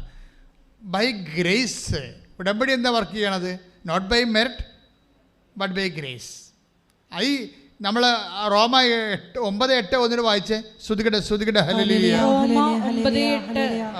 വംശമുറയ്ക്കുള്ള മക്കളല്ല ഒന്ന് പറഞ്ഞേ. വംശമുറക്കുള്ള മക്കളല്ല ദൈവത്തിന്റെ മക്കൾ. പ്രത്യുത വാഗ്ദാനപ്രകാരം ജനിച്ചവരാണ്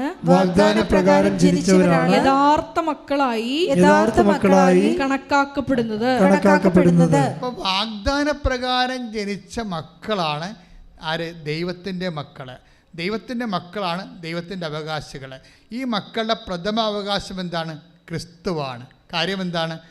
സകല വാഗ്ദാനങ്ങളും ക്രിസ്തുവിലാണ് ആമേൻ പറയണത്. ഈ വചനത്തിൻ്റെ ഈ ലിങ്ക് പോകുന്ന പശ്ചാത്തലത്തിലാണ് നമ്മൾ യോഹന്നാൻ 19:27 വായിച്ചാൽ കുറച്ചുകൂടി ഒരു വെളിച്ചം കിട്ടും നമുക്ക്. യോഹന്നാൻ 19:27 യോഹന്നാൻ 19:27 അനന്തരം അവൻ ആ ശിഷ്യനോട് പറഞ്ഞു.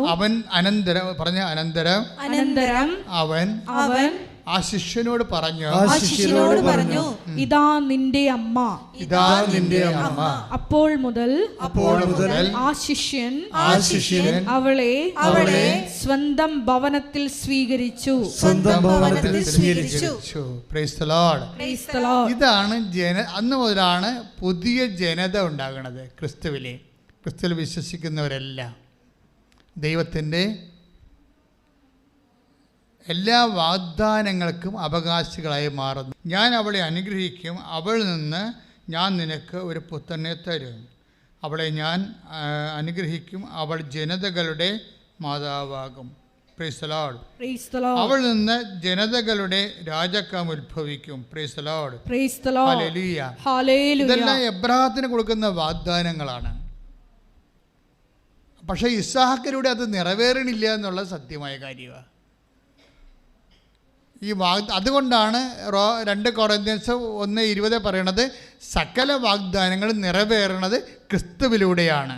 അതുകൊണ്ടാണ് ക്രിസ്തുവിൻ്റെ അമ്മയാണ് ഇവിടെ അവളെന്ന് പറയുന്നതെന്ന് പാരലൽ ടെസ്റ്റായിട്ട് ഞാൻ പറയാൻ കാരണം. ശ്രദ്ധിക്കട്ടെ. ഹല്ലേലൂയ. അതായത് എബ്രാഹത്തിന് കൊടുക്കുന്ന വാഗ്ദാനങ്ങൾക്ക് എന്താ പ്രശ്നം വെച്ച് കഴിഞ്ഞാൽ, നമ്മൾ വാഗ്ദാനം കൊടുക്കുമ്പോൾ തന്നെ ചിലപ്പോൾ വാഗ്ദാനത്തിന് ഒരു ഷാർപ്പ് ഷൂട്ട് ചെയ്യുന്ന പോലെ അംബിഗസ് ആയിട്ടിരിക്കും ചില സമയത്ത്. എനിക്കങ്ങനെ തോന്നിയിട്ടുണ്ട്. അതായത് വാഗ്ദാനം പൂർണ്ണമല്ലാതിരുന്നു എന്നുള്ളത്. ഒരു മറിയമാണ് എല്ലാത്തിനെയും പൂർണ്ണമാക്കണത്. എന്താ അങ്ങനെ പറയാൻ കാരണം? ഇപ്പോൾ തന്നെ അനിതയുടെ കാര്യം എടുക്കാം. അനിത ഉടമ്പടി ചെയ്യുമ്പോൾ അനിതയ്ക്ക് എന്താ സംഭവിക്കണത്? പെട്ടെന്നാണ് ടൈം. ഇപ്പോൾ ഇത്രയും നാളിൻ്റെ അനിതയുടെ അവസ്ഥ നിങ്ങൾ കണ്ടില്ലേ. ഇപ്പോൾ എന്താ സംഭവിക്കണം? അനിതയ്ക്ക് വരാൻ പോണത് ഉടമ്പടി എടുത്തോടു കൂടി അവൾ പറയണത്, ഉടമ്പടി ചെയ്തതോടുകൂടി എന്തോ എൻ്റെ ജീവിതത്തിൽ സംഭവിക്കാൻ പോകുന്ന പോലെ എനിക്ക് തോന്നാൻ തുടങ്ങിയെന്ന്. അതായത് അത് ഈ സഞ്ചാരി മാതാവിൻ്റെ ഒരു പ്രത്യേകതയാണ്. അത് ഇപ്പോൾ ഈ അനിത മാത്രമല്ല, ഒത്തിരി പേർ റിപ്പോർട്ട് ചെയ്യുന്നുണ്ട്. ഉടമ്പടി എടുത്ത് കഴിയുമ്പോൾ മാതാവ് ഇങ്ങനെ കൂടെ നിൽക്കുന്ന കാരണം, കൂടെ വരുന്ന കാരണം അവരെ ഒരു പണ്ടില്ലാത്തൊരു ആത്മവിശ്വാസം ഇങ്ങോട്ട് കയറും, ആത്മധൈര്യം വരും. ആത്മധൈര്യം വരുമ്പോൾ എപ്പോഴും നിങ്ങൾ ഓർക്കണം, നിങ്ങൾക്കൊരു ആത്മധൈര്യം വന്നാൽ അതിൻ്റെ അർത്ഥം ദൈവ സാന്നിധ്യം വരുമ്പോഴാണ് നമുക്ക് ആത്മധൈര്യം വരണത്. ഈ ആത്മധൈര്യം ഈ ഉടമ്പടിയിൽ ഭയങ്കരമായ രീതിയിൽ വിശ്ലേഷിക്കേണ്ട ഒരു പരീക്ഷണ വസ്തുവാണ് ആത്മധൈര്യം. എന്നാൽ ജോഷുവയുടെ പറയുന്നത് എന്താണ്? ശക്തനും ധീരനുമായിരിക്കുക, അല്ലേ? 1:9 നമ്മൾ വായിക്കണല്ലേ ജോഷുവ, അല്ലേ? വായിച്ച് ശ്രദ്ധിക്കട്ടെ. ജോഷുവ 1:9. ശക്തനും ധീരനുമായിരിക്കണമെന്നും ഭയപ്പെടുകയോ പരിഭ്രമിക്കുകയോ ചെയ്യരുതെന്നും നിന്നോട് ഞാൻ കൽപ്പിച്ചിട്ടില്ലയോ? നിന്റെ ദൈവമായ കർത്താവ് നീ പോകുന്നിടത്തെല്ലാം നിന്നോട് കൂടെ ഉണ്ടായിരിക്കും. ധൈര്യം വരണം എപ്പോഴാണ്? ദൈവം കൂടെ വരുമ്പോഴാണ്. ഇപ്പം അനിത ഉടമ്പടി എടുത്തു. അനിതയുടെ അവസ്ഥ നിങ്ങൾക്ക് അറിയാമല്ലോ. പക്ഷെ അനിത പറയണത് ഇവിടുന്ന് ഇറങ്ങിയപ്പോൾ തന്നെ എന്തോ ഒരു വല്ലാത്ത ധൈര്യം തോന്നാൻ തുടങ്ങി. എന്താ കാര്യം? നമ്മളവർക്ക് ധൈര്യം തോന്നാൻ തുടങ്ങി കഴിഞ്ഞാൽ ബിബ്ലിക്കലായിട്ട് പറഞ്ഞാൽ ദൈവത്തിൻ്റെ നീ പോകുന്നിടത്തെല്ലാം നിന്നോട് കൂടെ ഞാനുണ്ടായിരിക്കും. That's A promise. അതൊരു വാഗ്ദാനമാണ്. നീ പറഞ്ഞ മക്കളെങ്കിലും അവകാശികളാണെന്ന് പറഞ്ഞു കഴിഞ്ഞാൽ വാഗ്ദാനത്തിൻ്റെ അവകാശികളാണ്. അതൊരു വാഗ്ദാനം എന്താണ്? I will come with you wherever you go. നീ എവിടെ പോയാലും നിൻ്റെ കൂടെ വരും. അതിൻ്റെ ഈ നെറ്റ് ഇഫക്റ്റ് എന്താണ്? ശക്തിയും ധൈര്യവും. കൈയിട്ടിച്ച് കർത്താവ്. എൻ്റെ പ്രിയപ്പെട്ടവരെ, അതായത് നിങ്ങളിപ്പോഴ് ഉടമ്പടിയിലായിരിക്കുമ്പോൾ നിങ്ങൾ എപ്പോഴും you are always bothering about the cash and kind. എനിക്കങ്ങനെ തോന്നിയിരിക്കണേ. നിങ്ങൾ ഈ സ്ഥാവര ജംഗമ വസ്തുക്കളെക്കുറിച്ച്, അതിൻ്റെ വരവിനെയും പോക്കിനെയും കുറിച്ചാണ് കൂടുതൽ ഉടമ്പടിയിൽ കെട്ടുപിടഞ്ഞിരിക്കുന്നത്. പക്ഷേ എന്താ ഇതിൻ്റെ ഒറിജിനൽ ഗിഫ്റ്റ് എന്ന് പറയുന്നത്? പ്രസൻസാണ്, ദൈവത്തിൻ്റെ സാന്നിധ്യമാണ്. ഈ ദൈവത്തിൻ്റെ സാന്നിധ്യത്തിൻ്റെ ബാഹ്യമായ അടയാളങ്ങളെക്കുറിച്ചാണ് ഞാനിപ്പോൾ നിങ്ങളോട് സംസാരിക്കുന്നത്. എന്താണ്? നമുക്കൊരു ആന്തരികമായ ധൈര്യം തോന്നും. അതെന്താണ്? അത് ജോഷുവ 1:9 അനുസരിച്ചുകൊണ്ടാണ്. ജോഷുവ 1:9 അനുസരിച്ചുകൊണ്ടാണ് ആ ധൈര്യം തോന്നണത്. അപ്പം നിങ്ങൾക്കൊരു ധൈര്യം തോന്നി. ഇപ്പോൾ കഴിഞ്ഞ ദിവസങ്ങളിൽ അടൂരെന്ന് റോയി സുധ അങ്ങനെ ഒരു ദമ്പതികളുടെ നമ്മുടെ യൂട്യൂബിലുണ്ട് ആ സാക്ഷ്യം. ഞാൻ റോയിയുടെ സുധയുടെ സാക്ഷ്യങ്ങളെ അനലൈസ് ചെയ്ത് നോക്കിയായിരുന്നു. റോയിയുടെ വിഷയം നോക്കണം. അവർ 6 കൊല്ലമായിട്ട് അവർക്ക് മക്കളില്ല. പറഞ്ഞില്ല 6 കൊല്ലമായിട്ട് മക്കളില്ല എന്നുണ്ടെങ്കിൽ ഉടമ്പടിയുടെ പെർസ്പെക്റ്റീവിലാണ് അവർ വരണത്. പിന്നീട് അത് പരിധിയിലായി. 5 കൊല്ലം കഴിഞ്ഞാൽ ഉടമ്പടിയുടെ പരിധിയിലാവും. 5 കൊല്ലമായിട്ട് മക്കളില്ല എന്നുണ്ടെങ്കിൽ 5ാമത്തെ കൊല്ലം നിങ്ങൾ ഉടമ്പടി പരിധിയിലാവും. കാര്യം സാധാരണ മെഡിക്കേഷൻ കൊണ്ട് സാധിക്കത്തില്ലെന്ന് മനസ്സിലാവും. പിന്നെ ലക്ഷങ്ങൾ, ഇനി അത് നടക്കണമെങ്കിൽ തന്നെ പിന്നെ ലക്ഷങ്ങൾ ചിലവാകും. ഇപ്പം 5 കൊല്ലം കഴിഞ്ഞിട്ടും വൈദ്യശാസ്ത്രത്തിലൂടെ മക്കളെ കൊടുക്കുന്നുണ്ടല്ല. പക്ഷേ അതിൻ്റെ നിങ്ങൾ ചിലവ് ചോദിച്ചോ, അവരുടെ എന്ത് ചിലവായെന്ന് ചോദിച്ചാൽ ഒരു കൊച്ചിന് 10 കൊച്ചിൻ്റെ പൈസ ചിലവായിട്ടുണ്ട് അവർക്ക്. ബൈബിൾ കർത്താവ് കുഞ്ഞിനെ തരുമ്പോൾ ഈ ചിലവൊന്നും ഉണ്ടാകത്തില്ല. അതാണ് വ്യത്യാസം. അതാണ് വംശം പിറക്കും വാഗ്ദാന പ്രകാരം നമ്മൾ വ്യത്യാസം. അതാണ് ഇപ്പോൾ റോയി എന്താ പറയണത്? We have tried almost all the medical options എന്നാൾ പറഞ്ഞു. അയാൾ എബ്രോഡല്ലായിരുന്നു, ഇവിടെ ഇല്ലായിരുന്നു. ഭാര്യയും ഭർത്താവും വിദേശത്തായിരുന്നു. അപ്പോൾ വിദേശത്ത് 6 കൊല്ലം ജീവിച്ചിട്ട് ഓൾമോസ്റ്റ് ഓൾ അവർക്ക് അവിടെ ലഭ്യമായിട്ടുള്ള മക്കളെ ജനിപ്പിക്കാൻ ആവശ്യമായ എല്ലാവിധ നിലവിലുള്ള സാങ്കേതിക വിദ്യകളെല്ലാം അവർ പണം മുടക്കി നടന്നേ അവസാനം പരാജയപ്പെട്ടു. അവർ നാട്ടിലേക്ക് പോരുകയാണ്. മക്കളില്ലാതെ വിദേശത്ത് നിന്നിട്ട് എന്നാ കാണിക്കാനാണെന്ന് വെച്ചുകൊണ്ട് അവർ നാട്ടിലോട്ട് പോരുകയാണ്. നാട്ടിലോട്ട് പോയി 2 പേരും കൂടി അങ്ങനെ നിരാശപ്പെട്ട് മദ്രാസിൽ സെറ്റ് ചെയ്യാമെന്ന് വിചാരിച്ചു. അടൂരുകാരാണ്. മദ്രാസിൽ സെറ്റ് ചെയ്യാമെന്ന് വിചാരിച്ചു. ചെന്നൈയിൽ അവരങ്ങനെ 2 പേരും ജോലി കണ്ടുപിടിച്ചു. അവർ എക്സ്പെർട്ടുകളാണ്. ജോലി കണ്ടുപിടിച്ചു. ജോലി കണ്ടുപിടിച്ചപ്പോൾ പെട്ടെന്ന് ഈ റോയിയുടെ സങ്കടങ്ങളൊക്കെ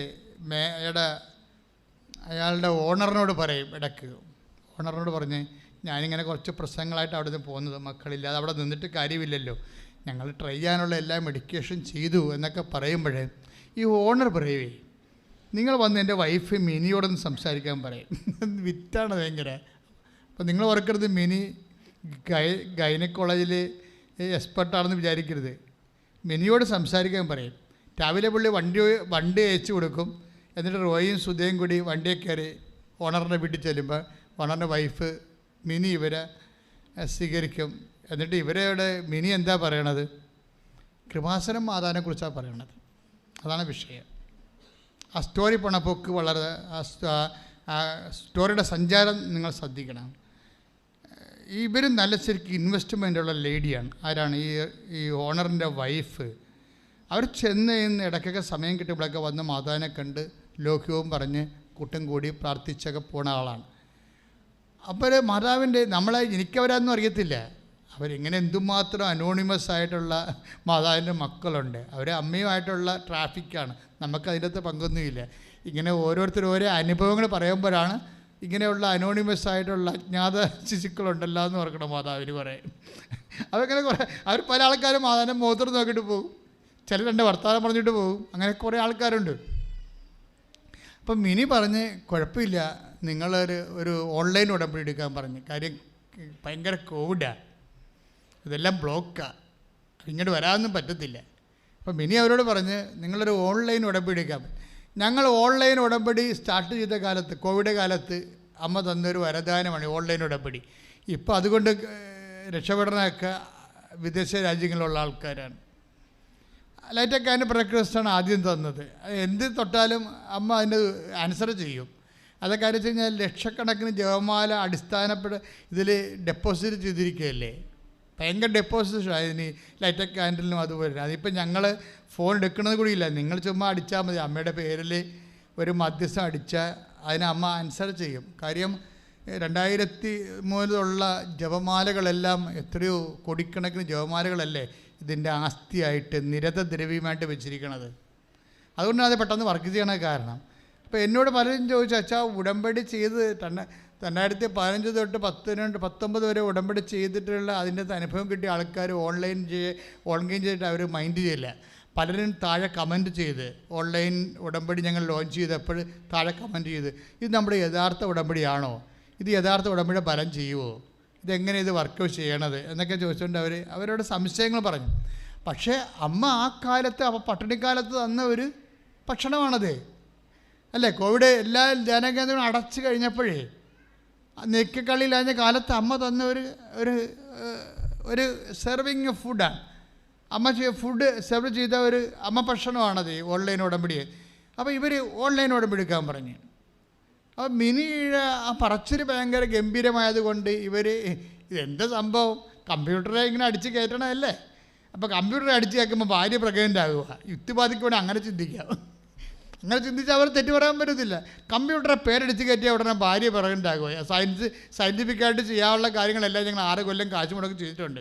ഇനിയിപ്പോൾ അവസാനമായിട്ട് കമ്പ്യൂട്ടറെ അടിച്ച് കയറ്റിയെന്ന് പറഞ്ഞ് ഭാര്യ പ്രഗ്നൻ്റ് ആകുക എന്ന് വേണമെങ്കിൽ യുക്തിവാദിക്ക് ചോദിക്കാം. ഇത് യുക്തിയുടെ മേഖലയല്ല, ഇത് വിശ്വാസത്തിൻ്റെ ഒരു മേഖലയാണ്. അത് യുക്തിവാദിക്ക് ഒരിക്കലും 2 ജന്മം കഴിഞ്ഞാലും മനസ്സിലാകത്തില്ല. പക്ഷേ അവൾ 2 ആഴ്ചക്കുള്ളിൽ പ്രഗ്നൻ്റായി. Praise the lord. അതാണ് സുധ ഉടനെ പ്രഗ്നൻ്റായി. അപ്പോഴേ അവർക്ക് എങ്ങനെയെങ്കിലും കയറ് പൊട്ടിച്ച് എന്ത് ലോക്ക്ഡൗൺ ആണെങ്കിലും ഇവിടെ വരണമെന്ന് തോന്നി. അങ്ങനെ ഇവർ വന്ന് അവർ തീർത്ഥാടനം എടുക്കാൻ പറ്റത്തില്ല. അതായത് ഇവിടെ വന്ന് പുറത്തു നിന്ന് പ്രാർത്ഥിച്ചു പോകുന്ന ഒരു കാലം ഉണ്ടായിരുന്നു. അങ്ങനെ അകലെ നിന്നൊക്കെ ആൾക്കാർ 100-300 കിലോമീറ്റർ അകലെ നിന്ന് വരും. എന്തിനാ വന്നത്? ഇതിൻ്റെ വാതിക്കെ നോക്കി നിന്നിട്ട് പോകാൻ വന്നതാ. ഈ കൊടമ്പടിക്കാലത്ത്, ഈ കോവിഡ് കാലത്ത് മനുഷ്യൻ, വിശ്വാസികൾ ജീവിച്ച ഒരു ജീവിതമാണ്. ഞാൻ എപ്പോൾ നോക്കിയാലും 10-50 പേര് അവിടെ നിൽക്കണ കാണാം. ഇങ്ങനെയുള്ള നിപ്പ് ഞാൻ കണ്ടിരിക്കുന്നത് കരയുന്ന മതിലിൻ്റെ അടുത്താണ് നിന്നത്. ഇസ്രയേലിൽ പോയപ്പോഴേ ജെറുസലേം ദേവാലയത്തിന് മതിൽ നിൽക്കുന്നുണ്ട് അവിടെ. ഇപ്പോഴും അവിടെ യഹൂദന്മാരെല്ലാം വെയിലത്ത്, കൊച്ചും കുഞ്ഞും 2 വയസ്സ് തൊട്ട് 10-80 വയസ്സ് വരെയുള്ള ആൾക്കാർ കുടുംബസമേതം ഈ മതിലേൽ ഇങ്ങനെ നോക്കി നിന്നുകൊണ്ട് ആടി സങ്കീർത്തനം പ്രാർത്ഥിക്കുന്നത് ഞാൻ കണ്ടിട്ടുണ്ട്. അതുപോലെയാണ് ഈ കോവിഡ് കാലത്ത് ആൾക്കാർ ഇവിടെ നിന്ന് മണിക്കൂറോളം നിന്ന് പ്രാർത്ഥിച്ചത്. അവസാനം പോലീസ് വരുന്ന അവരെ തല്ലി ഓടിച്ച്, അങ്ങനെയൊക്കെ ചരിത്രം ഉണ്ടായിട്ടുണ്ട്. ഞാൻ അമ്മയോട് പറഞ്ഞു, അമ്മയെ പോലീസ് വന്ന് അമ്മയുടെ മക്കളെ തല്ലിയിട്ടുണ്ടെന്ന് പറഞ്ഞു. അത്രയും ഞാൻ പറഞ്ഞത്. ഞാൻ പോലീസിനെ വിളിച്ച് ചോദിക്കാനൊന്നും പോയില്ല. പക്ഷേ ആ തല്ലിയ പോലീസ് CA തന്നെ 1 മാസം കഴിഞ്ഞപ്പോൾ ഇവിടെ വന്ന് നമ്മളുമായിട്ട് വലിയ ലോക്യവും അടുപ്പമായി പലതരത്തിലുള്ള സഹായങ്ങൾ ചെയ്യാൻ തുടങ്ങി. പിന്നീട് ഞങ്ങൾ, അതാണ് എൻ്റെ അത്. അപ്പം നിങ്ങളെപ്പോഴും ഈ വിഷയങ്ങളെ കൈകാര്യം ചെയ്യുമ്പോൾ മസിൽ ഉപയോഗിക്കാതിരിക്കാൻ money power, muscle power, Marian power. അപ്പം ഞങ്ങൾ മരിയൻ പവറാണ് ഉപയോഗിക്കണത്. ഇപ്പം എന്തെല്ലാം ട്രോളൊക്കെ ഉണ്ട്, ഞങ്ങൾ വല്ല തിരിച്ച് ട്രോൾ ചെയ്യുക, അല്ലെങ്കിൽ നീതീകരിക്കാൻ വരുക. ഒരു പരിപാടിയില്ല. ഇത് ഇപ്പോൾ ചില ട്രോളിൻ്റെ താഴെയൊക്കെ ആൾക്കാർ കമൻറ്റ് ചെയ്യണം, എന്താണ്, പട്ടി കുരച്ചുകൊണ്ടിരിക്കും, രഥം മുന്നോട്ട് പോയിക്കൊണ്ടിരിക്കുമെന്ന്. അതാണ്, പട്ടി കുരച്ചുകൊണ്ടിരിക്കും രഥം. അത് കൃപാസനം അനുഭവിച്ചിട്ടുള്ളവരാണ് തന്നെത്താൻ പറയണതാണ്, തന്നെത്താൻ അടിച്ചു കയറ്റണതാണ് അതിൻ്റെ അകത്ത്. പട്ടി കുരച്ചുകൊണ്ടിരിക്കും, രഥം മുന്നോട്ട് പോയിക്കൊണ്ടിരിക്കും. അത് കറക്റ്റാണ്. എനിക്ക് കേട്ടപ്പോൾ ചിരി വന്നു പോയി. കാര്യം വെച്ചാൽ നമ്മളാ തിരിച്ച് ട്രോളാനൊന്നും പോകത്തില്ല. ഇത് അമ്മയുടെ ഒരു മിഷനാണ്. ഇത് വിജയത്തിലെത്തിക്കുന്നവരെ, നീതിയെ വിജയത്തിലെത്തിക്കുന്നവരെ ചതഞ്ഞ ഞാങ്കണ ഒടിക്കത്തില്ല, പുകഞ്ഞ തിരി കെടുത്ത്. ഇത് മുന്നോട്ട് തന്നെ അങ്ങോട്ട് പോയിക്കൊണ്ടിരിക്കുമോ. അതെന്താ സംഭവിച്ചു കഴിഞ്ഞാൽ ഈ ജനങ്ങളുടെയൊക്കെ ഒരു വൈബ് നോക്കിയേ. അവരിവിടെ വന്നിട്ട് ഏത് കോവിഡാണെങ്കിലും ശരി, പോലീസിൻ്റെ അടി കൊണ്ടായാലും അടഞ്ഞ കൃപാസനം വാതിനകത്തേക്ക് നോക്കി കണ്ണീരിട്ട് നിൽക്കുന്നൊരു മനുഷ്യൻ. അതാണ് ഇതിൻ്റെ ആസ്തി എന്ന് പറയണത്. സ്തുതിക്കട്ടെ, ഹല്ലേലൂയ. അപ്പോഴാ കുഞ്ഞിനെ അവസാനം അവർ പ്രസവിച്ച് കഴിയുമ്പോൾ ആ കുഞ്ഞിന് ഒരു റെസ്പിറേറ്ററി വിഷയം ഉണ്ടാകും, ശ്വാസ തടസ്സങ്ങളൊക്കെ ഉണ്ടാകും. പിന്നെ ഒരു 3 മാസം കഴിയുമ്പോഴാണ് റെസ്പിറേറ്ററി പ്രോബ്ലംസ് ഉണ്ടാകുന്നത്. അതായത് നമ്മളുടെ ജീവിതത്തിലേക്കുണ്ട് മക്കളെ, നിങ്ങളെപ്പോഴും ജീവിതത്തിൻ്റെ സങ്കടങ്ങളെയൊക്കെ അപ്രോച്ച് ചെയ്യേണ്ടത് സഹനത്തിനും സങ്കടത്തിനും ഒരു സുവിശേഷ സമീപനമുണ്ട്. ഞാൻ പറഞ്ഞില്ലേ, money power, muscle power, Mariam power. അതുപോലെ തന്നെ സമാന്തരമായിട്ടാണ് സഹനത്തിന്, അതുപോലെ തന്നെ ഒക്കെ എല്ലാം ഒരു സുവിശേഷത്തിൻ്റെ സമീപനമുണ്ട്. ഇവർ വളരെ എക്സ്ട്രാ ആയിട്ടുള്ള സഹനങ്ങളിലൂടെ തന്നെയാണ് പോണത്. വളരെ ആറ്റുനോറ്റ് സ്വപ്നം കണ്ട് പ്രസവിച്ച കുഞ്ഞിന് റെസ്പിറേറ്ററി പ്രോബ്ലമാണ്. അപ്പോൾ നിങ്ങൾക്കത് എന്തുമാത്രം മനസ്സിലാവുമെന്നറിയത്തില്ല. ഞാനതിൻ്റെ സത്യാവസ്ഥ പറയാം. അത് ടൈം ഓഫ് ഡിപ്പോസിറ്റ് നമ്മൾ ടൈം ഓഫ് ഡിപ്പോസിറ്റാണത്. എന്ന് വെച്ചാൽ നമ്മൾ പ്രാർത്ഥനകൾ ദൈവത്തിൻ്റെ ഇപ്പം നിങ്ങൾക്ക് സഹനത്തിൻ്റെ സമയമാണെന്ന് വിചാരിച്ചോ. അപ്പോൾ അച്ഛനോട് പറയുമ്പോൾ എന്നോട് നിങ്ങൾ പറഞ്ഞാൽ ഞാൻ ഉടനെ നിങ്ങളോട് പറയത്തില്ല. കാരണം നിങ്ങൾ എന്തുമാത്രം ഞാൻ പറയണത് ഉൾക്കൊള്ളാൻ പറ്റുന്ന മാനസികാവസ്ഥയിലാണെന്ന് അറിയാത്തതുകൊണ്ട് ഞാൻ പലരുടെയും സൈലൻസാണ് കീപ്പിച്ച് ചെയ്യണത്. ഞാനൊരു ബ്ലെസ് ചെയ്ത് ശക്തിപ്പെടുത്തി വിടും, പക്ഷെ ഒന്നും മിണ്ടത്തില്ല. കാര്യം കാലാന്തരത്തിൽ അവർ തന്നെ, കർത്താവ് തന്നെ അവരെ തർജ്ജമ ചെയ്ത് കറക്റ്റ് ചെയ്ത് കൊണ്ടുവരണം. കാര്യം ഞാൻ എന്തെങ്കിലും പറഞ്ഞ് ഫുൾ സ്റ്റോപ്പ് ഇട്ട് കഴിഞ്ഞാൽ പിന്നെ നിങ്ങൾ അതാ വഴിക്കായിരിക്കും പിന്നെ നിങ്ങൾ ചിന്തിക്കുകയും ഭാരപ്പെടുകയും ചെയ്യുന്നത്. അതുകൊണ്ട് ഞാൻ ഈശോയ്ക്ക് ചില സമയത്ത് ചിലരെ ഏൽപ്പിച്ചു കൊടുക്കും. കാലാന്തരത്തിൽ അവർ കറക്റ്റ് ചെയ്ത് വരും. ഇപ്പോൾ എന്താ ഈ കുഞ്ഞിന് എന്താ പ്രശ്നം? റെസ്പിറേറ്ററി പ്രോബ്ലമാണ്. ഇപ്പോൾ ഡോക്ടർ വെൻറ്റിലേറ്ററായി ഇപ്പോൾ കൊച്ചു വെൻറ്റിലേറ്ററായി. കൊച്ചു വെൻറ്റിലേറ്ററായെന്ന് എന്നോട് ഞാൻ അറിഞ്ഞാൽ ഞാൻ എന്തായിരിക്കും എൻ്റെ മനസ്സിൽ വിചാരിക്കാൻ പോണത്? ഭാര്യയ്ക്ക് നിന്നും ഭർത്താവിൽ നിന്നും കർത്താവ് പ്രാർത്ഥന സ്വീകരിക്കാൻ തുടങ്ങിയെന്ന്. കാര്യം നമ്മൾ ഈ മക്കൾക്ക് വേണ്ടിയുള്ള പ്രാർത്ഥന എന്ന് പറഞ്ഞു കഴിഞ്ഞാൽ ഇടിമിന്നൽ പ്രാർത്ഥനയായിരിക്കും മുഴുവനും, അല്ലേ? അതിൻ്റെ അകത്ത് വെള്ളം ചേർക്കാത്ത പാല് പോലുള്ള പ്രാർത്ഥനയാണ്. നാട്ടുകാർക്ക് വേണ്ടി പ്രാർത്ഥിക്കുമ്പോഴല്ലേ നിങ്ങൾ പ്രാർത്ഥനയെ വെള്ളം ചേർക്കണത്? ഉറങ്ങിയൊക്കെ പ്രാർത്ഥിക്കും, അല്ലേ? പക്ഷെ മക്കൾക്ക് വേണ്ടിയാണ് പ്രാർത്ഥിക്കണമെങ്കിൽ ഇതുണ്ടല്ല, തനി തങ്കമായിരിക്കും അത്. അപ്പം അവിടേക്ക് ഒന്ന് കറയില്ലാത്ത പ്രയർ സ്വീകരിച്ചുകൊണ്ടിരിക്കുകയാണ്. അപ്പം നിങ്ങളുടെയൊക്കെ ഈ സഹന സാഹചര്യങ്ങളിൽ എപ്പോഴും ഓർക്കുക, നിങ്ങൾ അപ്പോൾ പ്രാർത്ഥിക്കേണ്ടത് അതിജീവന പ്രാർത്ഥനയാണ്, നിലനിൽപ്പിന് വേണ്ടിയുള്ള പ്രാർത്ഥനയാണ്. അത് സത്യസന്ധമായ കറക്റ്റ് പ്രാർത്ഥനയായിരിക്കും. അപ്പോൾ മാത്രമേ കറക്റ്റ് അതിജീവന കാലത്ത് മാത്രമേ കറക്റ്റ് പ്രാർത്ഥന വരത്തുള്ളൂ. ബാക്കി നിങ്ങൾ ഒരു 80 കൊല്ലമൊക്കെ ഈ ഭൂമി ജീവിക്കുമായിരിക്കും. പക്ഷേ പകുതി മുക്കാലും വെള്ളത്തേക്കാൾ കൂടുതൽ പാലായിരിക്കും, പാലിനേക്കാൾ കൂടുതൽ വെള്ളമായിരിക്കും പ്രാർത്ഥനയുടെ മുഴുവനും. അങ്ങനെയൊക്കെ വരാം. പക്ഷേ കറക്റ്റ് പ്രാർത്ഥന വരണത് അതിജീവന കാലത്താണ്. അപ്പോൾ അതിജീവന കാലത്ത് ഒരു സ്വർഗസ്ഥനായ പിതാവാണ് ചെല്ലണമെന്നുണ്ടെങ്കിൽ ഓർക്കുക, അത് 916 ആയിരിക്കും മിക്കവാറും പ്രാർത്ഥനയിൽ. ഇവിടേക്കൊന്ന് പ്രാർത്ഥന സ്വീകരിക്കുകയാണ്, കൊച്ചു ഡെസ്പറേറ്റീവാണ്. അപ്പോൾ ഡോക്ടറോട് പറഞ്ഞപ്പോൾ ഡോക്ടർ ഇവരോട് പറയും, പിന്നെ ഈ വെന്റിലേറ്ററിൽ നിന്ന് ഉടനെ ഒന്നും കൊണ്ടുപോകാമെന്ന് വിചാരിക്കരുത് കേട്ടാന്ന് പറയും. ഈ കുഞ്ഞിനെ കൊണ്ടുപോയിട്ട് തള്ളക്ക് പാല് കൊടുക്കാനുള്ള കൊതി കൊണ്ടിരിക്കുകയാണ്. എത്ര 6 കൊല്ലമായിട്ട് കിട്ടിയ കുഞ്ഞാണ്, അങ്ങനെ കൊണ്ടുപോകാനൊന്നും പറ്റത്തില്ല. അതൊക്കെ അവളാണെങ്കിൽ ഒരു ശവം പോലെയായി. അപ്പം ആ മനുഷ്യൻ എന്നിട്ട് ഈ കോവിഡ് കാലത്ത് ഇവിടെ വരും, ഭാര്യയെ ആശുപത്രി കിടത്തിയിട്ട് വണ്ടി ഓടിച്ച് ഇവിടെ വരും, ചേട്ടൻ്റെ മോളുമായിട്ട് ഇവിടെ വരും. ഇവിടെ വന്ന് മാതാവിൻ്റെ മുമ്പിൽ നിൽക്കും. അപ്പോഴന്ന് 9 മണിക്കാണ് തുറക്കണത്, കോവിഡ് കാലമല്ലേ.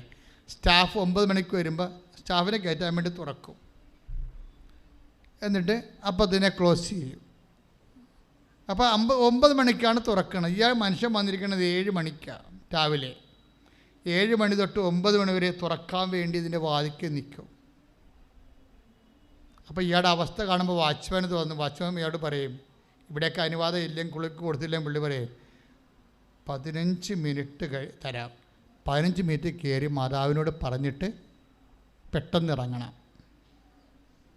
ഒരു 15 മിനിറ്റ്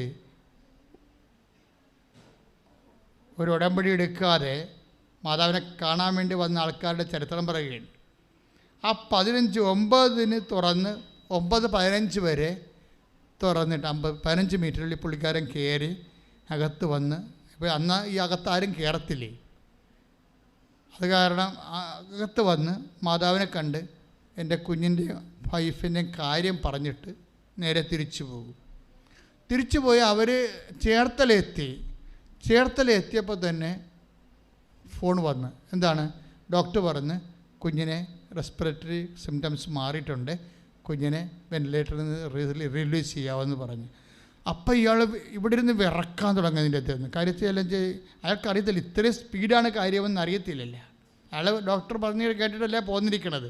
ഇപ്പോഴെങ്കിലും ഈ മാസത്തിലെങ്കിലും കുഞ്ഞിനെ പുറത്തെടുക്കാൻ പറ്റുകയില്ല. പക്ഷെ പെട്ടെന്ന് ഇവിടെ നിന്ന് തിരിഞ്ഞ് ചേർത്തല വരെ ചെന്നതേ ഉള്ളൂ, അപ്പം തന്നെ ഫോൺ വന്നില്ലേ. അപ്പോൾ ഇയാൾ ദൈവസാന്നിധ്യം അനുഭവിച്ചിട്ടേ ഇയാൾ പറയണേ ഞാൻ കാറിലിരുന്ന് വിറക്കിയിരുന്നു പറഞ്ഞു.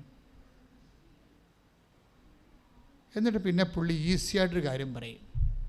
അതാണ് ഞാൻ നിങ്ങളുടെ മുമ്പിൽ കൊണ്ടുവരാൻ ഉദ്ദേശിക്കുന്നത്. ഇത്രയും വലിയ ദൈവാനുഭവം കിട്ടിയൊരു മനുഷ്യൻ പിന്നീട് അടുത്ത ശ്വാസത്തിൽ ഈസിയായിട്ടൊരു കാര്യം പറയും. എന്താണ്? പിന്നീട് ഞങ്ങളുടെ മകന് കുഞ്ഞുമാലാഖിയായി ഈശോൻ്റെ അടുത്തേക്ക് പോയെന്ന് പറയും. ഞാൻ വാ പൊളിച്ചു. ഇത്രയും എന്നൊക്കെ പിന്നീട് ഒരു 3 മാസം കഴിഞ്ഞപ്പോൾ ഞങ്ങളുടെ മകൻ ഒരു കുഞ്ഞുമാലാഖിയായി ഈശോൻ്റെ അടുത്തേക്ക് പോയി. അത് പറയുമ്പോൾ അവന് അസുഖമായിരുന്നുവെന്ന് പറയുമ്പോൾ ഉണ്ടാകുന്ന വികാര ജ്വലനമൊന്നും അതിനില്ല. അത് സ്വാഭാവികമായി സംഭവിക്കേണ്ട ഒരു കാര്യമായിട്ട് ഈ മനുഷ്യനെ അവതരിപ്പിക്കുന്നതിൻ്റെ കാരണം എന്താണ്?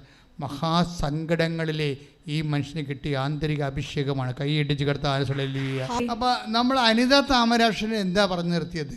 അനിത താമരാക്ഷൻ ഇതേ ഒരു മെൻ്റൽ സ്റ്റേറ്റാണ്. എന്താണ്? അവൾ കുടുംബത്തോടെ ആത്മഹത്യ ചെയ്യുന്നതിന് തീരുമാനിച്ച് സെക്കൻഡുകൾക്കുള്ളിൽ അവൾക്ക് അമ്മ ഒരു ലിങ്ക് കൊടുത്തതാണ് അല്ലേ? കൃപാസനത്തിൽ വരാൻ വേണ്ടി നമ്മൾ മുങ്ങിച്ചാകാൻ പോകുന്നൊരു കയറിട്ട് കൊടുക്കുകയല്ലേ? അതുപോലെ ആ കയറെ പിടിച്ചാണ് ഇവിടെ എത്തിയിരിക്കുന്നത്. ഉടമ്പടി എടുത്തു കഴിഞ്ഞപ്പോൾ അവളെന്താ പറയണത്? എനിക്ക് വല്ലാത്തൊരു ധൈര്യം തോന്നിയെന്ന്. ആരാണ്? അതാണ് ഈ ഉടമ്പടിയുടെ പ്രത്യേകത. എന്ന് വെച്ചാൽ ഇപ്പോൾ അടൂരത്തെ റോയ് എന്താ പറയണത്? അവൻ 3 മാസം കഴിഞ്ഞപ്പോൾ ഒരു കുഞ്ഞു മാലാഖിയായി ഈശോൻ്റെ അടുത്തേക്ക് പോയി. അത് ലാഘവത്തോടെ അവൻ്റെ ജീവൻ നിലനിർത്താൻ വേണ്ടി എന്ത് കണ്ണീരിട്ട് പ്രാർത്ഥിച്ച മനുഷ്യനാണല്ലേ. ഇത്രയും ഇതിനാണ് ആന്തരിക അഭിഷേകം എന്ന് പറയുന്നത്. ആത്മധൈര്യവും ആന്തരിക അഭിഷേകവും ദൈവത്തിൻ്റെ ഉടമ്പടി പ്രകാരമുള്ള സാന്നിധ്യത്തിൻ്റെ ഉറപ്പിൻ്റെ അടയാളമാണ്. കൈയിടിച്ച് കർത്താവ്. നിങ്ങൾ ഏത് ഭവനത്തിൽ ചെന്നാൽ ആ ഭവനത്തെ ആശീർവദിക്കണം, അവിടെയുള്ള രോഗികളെ സുഖപ്പെടുത്തണം. ആദിമസഭയിലും അതുതന്നെയാണ് സഭ അനുവർത്തിച്ചത്. നിങ്ങൾ രോഗിയാകുമ്പോൾ സഭാപുരോഹിതനെ വിളിച്ചുകൊണ്ട് വരിക. അവർ വന്നവനെ സൈത്ത് പൂശി പ്രാർത്ഥിക്കട്ടെ എന്ന്. ഇപ്പം സൈത്ത് പൂശണത് ആദ്യകാലം മുതലുള്ള ദൈവികമായ നടപടിയാണ്. ഇപ്പം കഴിഞ്ഞ ദിവസങ്ങളൊരു സാക്ഷ്യം ഉണ്ടായില്ലേ? അച്ഛൻ്റെ അടുത്ത് വന്നപ്പോൾ എൻ്റെ സൈത്ത് എൻ്റെ കയ്യെ തേച്ച് തന്ന് ഞാനത് കൊണ്ടുപോയി എൻ്റെ വയറിൽ പെരട്ടി. അപ്പോൾ സിസ്റ്റും അതുപോലെ ഫൈബ്രോയിഡുകളും അപ്രത്യക്ഷമായെന്നും പറഞ്ഞൊരു സാക്ഷ്യമുണ്ട്. വലിയ സാക്ഷ്യമാണ്. ഭരണീയം, തിരുവനന്തപുരം ഭരണീയത്തുള്ള ഒരു മോളുടെ സാക്ഷ്യമാണ്. അപ്പം അത് തന്നെയാണ് ഇന്നും അടയാളങ്ങൾ ഇന്നും നടന്നുകൊണ്ടിരിക്കുകയാണ്. ഇതിലൊന്നും ആൾ ദൈവമോ സിദ്ധം കളിയോ ഒന്നുമില്ല. സുവിശേഷത്തിൽ കർത്താവ് നൽകിയ വാഗ്ദാനങ്ങൾ കർത്താവിൻ്റെ നാമം വിളിച്ചപേക്ഷിക്കാനാണ് ഞങ്ങളെ ധ്യാനകേന്ദ്രങ്ങളിൽ നിങ്ങളെ ഒരുക്കുന്നത്. അതിനെ കർത്താവിൻ്റെ നാമം വിളിച്ചപേക്ഷിക്കണമെങ്കിൽ അത്തരത്തിലും ഹൃദയത്തിലും വിശുദ്ധി സൂക്ഷിക്കണം. അതിനായി ഞങ്ങൾ നിങ്ങൾക്ക് വചനങ്ങൾ നൽകുന്നത്. വചനാധിഷ്ഠിതമായി നിങ്ങൾ വിശുദ്ധീകരിച്ച് കർത്താവിൻ്റെ നാമം വിളിച്ചപേക്ഷിക്കുമ്പോൾ യേശുക്രിസ്തു 2 കൊരിന്ത്യർ 1:20 പറയുന്നു, സകല വാഗ്ദാനങ്ങളുമാണ്, രോഗശാന്തി മാത്രമല്ല, സകല വാഗ്ദാനങ്ങളുമാണ് ക്രിസ്തുവിലെ. അതുകൊണ്ടാണ് ക്രിസ്തുവിനെ പ്രാപിക്കാൻ നമ്മൾ ഏറ്റവും കൂടുതൽ സഫിസ്റ്റിക്കേറ്റഡ് ആയിട്ടുള്ള വെപ്പണാണ് ഉപയോഗിക്കുന്നത്. അത് മരിയൻ വെപ്പണാണ്. അതാണ് മരിയൻ ഉടമ്പടി എന്ന് പറയുന്നത്.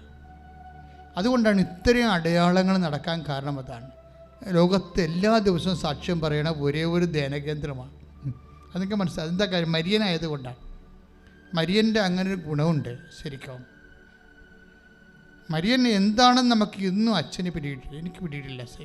ഞാൻ സെമിനാരി ചേരുമ്പോൾ ഞങ്ങളുടെ സെമിനാരി പാർലറിൽ ഒരു ഭൂഗോളവും പിടിച്ച് നിൽക്കുന്ന മാതാവിൻ്റെ വലിയൊരു ഛായാഗ്രഹ ചിത്രമുണ്ടായി. അവിടെ എഴുതി വെച്ചിട്ടുണ്ട് റെജീന മിഷനോരും എന്ന് വെച്ചിട്ടുണ്ടെങ്കിൽ ദ ക്വീൻ ഓഫ് മിഷൻസ്. ആത്മാക്കൾ യേശുവിനെ അറിയാത്തവരുടെ അറിയിക്കാൻ വേണ്ടിയുള്ള മിഷൻ്റെ രാജ്ഞിയാണ് അമ്മയെന്ന്. ഇപ്പം ആ രൂപം അവിടെ നിന്നെടുത്ത് മാറ്റിയിട്ടുണ്ട്. അതിന് പകരം മനുഷ്യൻ്റെ രൂപം വെച്ചിട്ടുണ്ട്. എനിക്ക് ഭയങ്കര സർക്കാസ്റ്റിക്കായിട്ട് തോന്നി. എന്താ സംഭവിച്ചതെന്ന്. സെമിനാരിയുടെ ഒരു കാലഘട്ടം കഴിഞ്ഞപ്പോൾ ആ മിഷൻ പോയിട്ട് അതിന് പകരം പണ്ട് മരിച്ചുപോയ ഒരു ശുശ്രൂഷകൻ്റെയോ വേറെ ആരുടെയോ എനിക്കൊണ്ട് അവിടെ ഒന്നും ഇല്ലെന്നാണ് എനിക്ക് തോന്നുന്നത് ആ സ്ഥലത്ത്. എനിവേ ഭയങ്കര സങ്കടം തോന്നി അത് കണ്ടപ്പോഴേ. കാര്യം ഞാനത് കണ്ടാണ് വളർന്നു വന്നത്. ഇപ്പോൾ നോക്കി മാതാവിൻ്റെ ഇപ്പോൾ നിൽക്കും റെജീന മിഷൻ ഒരു എന്താണ് മിഷൻ്റെ മാതാവേ ഞങ്ങൾക്ക് വേണ്ടി അപേക്ഷിക്കണേ. അന്ന് ഞാൻ കുഞ്ഞുനാളിൽ പ്രാർത്ഥിച്ചാണ്. 1976-77 കാലഘട്ടം. ഇന്നവിടെ രൂപമില്ല. ഒരു രൂപമാണ്, പടമാണെന്നൊരു കാര്യമില്ല. ഞാൻ എന്താ ഇത്രയും വർഷം കഴിഞ്ഞിട്ട് അത് ഓർത്തിരിക്കണത്? അതിൽ നിന്ന് എനിക്ക് ചൈതന്യം കയറ്റിയിട്ടാണ്. നിങ്ങളുടെ വീടുകളിലൊക്കെ വിശുദ്ധമായ രൂപങ്ങൾ സൂക്ഷിക്കുകയും അവിടെയെല്ലാം വചനം എഴുതി വെക്കുകയും ചെയ്യുമ്പോൾ നിങ്ങളുടെ കുഞ്ഞുങ്ങളെ ഏതെങ്കിലും കാലത്ത് ആ വചനം ഒന്ന് തോണ്ടാൻ സാധ്യതയുണ്ട്. Price the Lord. അപ്പോൾ എന്താ പ്രശ്നം വെച്ച് കഴിഞ്ഞാൽ, പൗലോസിന് കിട്ടാഞ്ഞ തുറവിയാണ് ഫ്രാൻസിസ് സേവന് കിട്ടിയിരിക്കുന്നത്. എന്താ കാര്യം? ഇവർ തമ്മിലുള്ള വ്യത്യാസം എന്താണ്? ഒരാൾക്ക് മാതാവിനെ അറിയാൻ പാടില്ലായിരുന്നു, മറ്റേ ആൾക്ക് മാതാവിൻ്റെ മുമ്പിൽ കണ്ണീരിട്ട് പ്രാർത്ഥിച്ചിട്ടുണ്ട്. അപ്പം മനസ്സിലായില്ലേ മറിയം ആരാണെന്ന്? എല്ലാം വാതിലും തുറന്നു നിൽക്കാൻ നിങ്ങൾ മരിയൻ ഉടമ്പടി എടുത്ത് അമ്മയുടെ മാധ്യസ്ഥന് സമർപ്പിക്കപ്പെട്ടവരാണെന്നുള്ള ബോധത്തിലെ നമ്മുടെ ജീവിതത്തിൻ്റെ മുഴുവൻ രോഗങ്ങൾ, മുഴുവൻ ജീവിത തടസ്സങ്ങൾ മാതാവിൻ്റെ മധ്യസ്ഥത്തിൽ തുറന്നു കിട്ടാൻ വേണ്ടിയായി ഇടിമുഴക്കം പോലെ സ്തുതിക്കട്ടെ. ഹല്ലേലൂയ, ഹല്ലേലൂയ, ഹല്ലേലൂയ, ഹല്ലേലൂയ. യേശുവേ നന്ദി, സ്തുതിക്കട്ടെ. യേശുവേ ആരാധന, ആരാധന. കർത്താവേ, ഞങ്ങൾ പ്രാർത്ഥിക്കുന്ന യേശുവേ നന്ദി, അമ്മ മാതാവിൻ്റെ മാധ്യസ്ഥത്തിൽ പ്രാർത്ഥിക്കുന്ന കർത്താവേ, ഞങ്ങൾ പ്രാർത്ഥിക്കുന്ന എല്ലാവരും പ്രാർത്ഥിക്കട്ടെ. കർത്താവേ, മാരക രോഗങ്ങൾ വിട്ടുമാറാൻ വേണ്ടി അമ്മ മാതാവിൻ്റെ മാധ്യസ്ഥത്തിൽ പ്രാർത്ഥിക്കുന്ന തീരാ വേദനകൾ വിട്ടുമാറാൻ വേണ്ടി അമ്മ മാതാവിൻ്റെ മാധ്യസ്ഥത്തിൽ പ്രാർത്ഥിക്കുന്ന ജോലിയില്ലാത്തവരെ, സാമ്പത്തിക ബാധ്യതയുള്ളവരെ, ജീവിതം മടുത്തവരെ, തീർന്നവരെ, എല്ലാ വാതിലും അടഞ്ഞു പോയവരെ തുറക്കപ്പെടാൻ വേണ്ടി ഉടമ്പടി എടുത്ത മുഴുവനും ആവശ്യങ്ങളുടെ മേലും ദൈവത്തിൻ്റെ കൃപ ചൊരിയാൻ വേണ്ടി എല്ലാ അടഞ്ഞുപോയ വാതിലുകളും, എല്ലാ തരത്തിലുള്ള തടസ്സങ്ങൾ, ജോലിക്കുള്ള തടസ്സങ്ങൾ, വിസയ്ക്കുള്ള തടസ്സങ്ങൾ, പഠനത്തിലുള്ള തടസ്സങ്ങൾ, സാമ്പത്തിക വരുമാന തടസ്സങ്ങൾ, ആധ്യാത്മിക മുന്നേറ്റ തടസ്സങ്ങൾ, രോഗത്തിൻ്റെ എല്ലാവിധ ആവശ്യകതകളും യേശു ക്രിസ്തുവിൻ്റെ ഉന്നതമായ നാമത്തിലെ അമ്മ മാതാവിൻ്റെ മാധ്യസ്ഥത്തിലെ സൗഖ്യം പ്രാപിക്കട്ടെ, തടസ്സങ്ങൾ മാറട്ടെ. യേശുവേ സ്തോത്രം. ഹല്ലേലൂയ, ഹല്ലേലൂയ, ഹല്ലേലൂയ, ഹല്ലേലൂയ. യേശുവേ നന്ദി, യേശുവേ സ്തുതി. Hallelujah, hallelujah. യേശു ഉടമ്പടി നിബന്ധനകൾ പാലിക്കുന്നതിലൂടെ പ്രാർത്ഥിക്കുന്നു. സദയം തൊടേണേ, സുഖമായി എൻ്റെ ഉള്ളം, അരികിൽ വരേണേ, സദയം തൊടേണേ, സുഖമായിടും എൻ്റെ ഉള്ളം. മക്കളെ, ചരിത്ര യാഥാർത്ഥ്യങ്ങളുടെ മുമ്പിലാണ് നമ്മൾ നിൽക്കുന്നത്. നിങ്ങളൊന്ന് പ്രാർത്ഥിച്ച്, കർത്താവേ, കർത്താവേ, പരിശുദ്ധ അമ്മയെ, പരിശുദ്ധ അമ്മയെ ആശ്രയിച്ചുകൊണ്ട് അമ്മയുടെ മാധ്യസ്ഥത്തിലെ ഞങ്ങൾ അങ്ങയോട് പ്രാർത്ഥിക്കുന്ന അപ്രതിരോധ്യമായ അങ്ങ് പോലും നിഷേധിക്കാതിരുന്ന നിഷേധിക്കാമായിരുന്നിട്ടും അമ്മയുടെ വാക്ക് മാനിച്ച അമ്മയുടെ മാധ്യസ്ഥത്തിലെ ഞങ്ങൾ ചെയ്ത ഉടമ്പടി പ്രകാരം വെച്ചിരിക്കുന്ന മുഴുവൻ വിഷയങ്ങളുടെ മേലും ദൈവികമായ അടയാളങ്ങൾ ലഭിക്കട്ടെ. ദൈവനാമത്തിൽ ദൈവനാമത്തിന് മഹത്വം ഉണ്ടാകട്ടെ. ശ്രദ്ധിക്കട്ടെ. ഹല്ലേലൂയ, ഹല്ലേലൂയ, ഹല്ലേലൂയ. യേശുവേ നന്ദി. ഹല്ലേലൂയ, ഹല്ലേലൂയ, ഹല്ലേലൂയ, ഹല്ലേലൂയ, ഹല്ലേലൂയ, ഹല്ലേലൂയ. യേശുവേ സ്തുതി. ഹല്ലേലൂയ, യേശുവേ ആരാധന. അരികിൽ വരേണേ, സദയം തൊടേണേ, സുഖമായിടും എൻ്റെ ഉള്ളം. എല്ലാ തരത്തിലും ഒന്ന് ഈടറവായി പോയി, ഒരു അനക്കവുമില്ലാതെ, ഒരു ഫയലിന് ഒരു അനക്കമില്ലാതിരിക്കുന്നവരെ ഇനി എന്ത് ചെയ്യണം, എങ്ങനെ ജീവിക്കും, ആരോട് പറയും, ഒന്നും അറിയാൻ പാടില്ലാതെ മാനസികമായും മരയിപ്പ് വന്നു പോയവരുടെ മേലെല്ലാം മാതാവിൻ്റെ മധ്യസ്ഥത്തിൽ ദൈവിക കൃപയുണ്ടാകാൻ വേണ്ടി ശ്രദ്ധിക്കട്ടെ. അമ്മയോട് ചേർന്ന് നിങ്ങളുടെ സങ്കടങ്ങൾ സമർപ്പിച്ച് സാക്ഷികളാക്കണമെന്ന് പ്രാർത്ഥിക്കുക.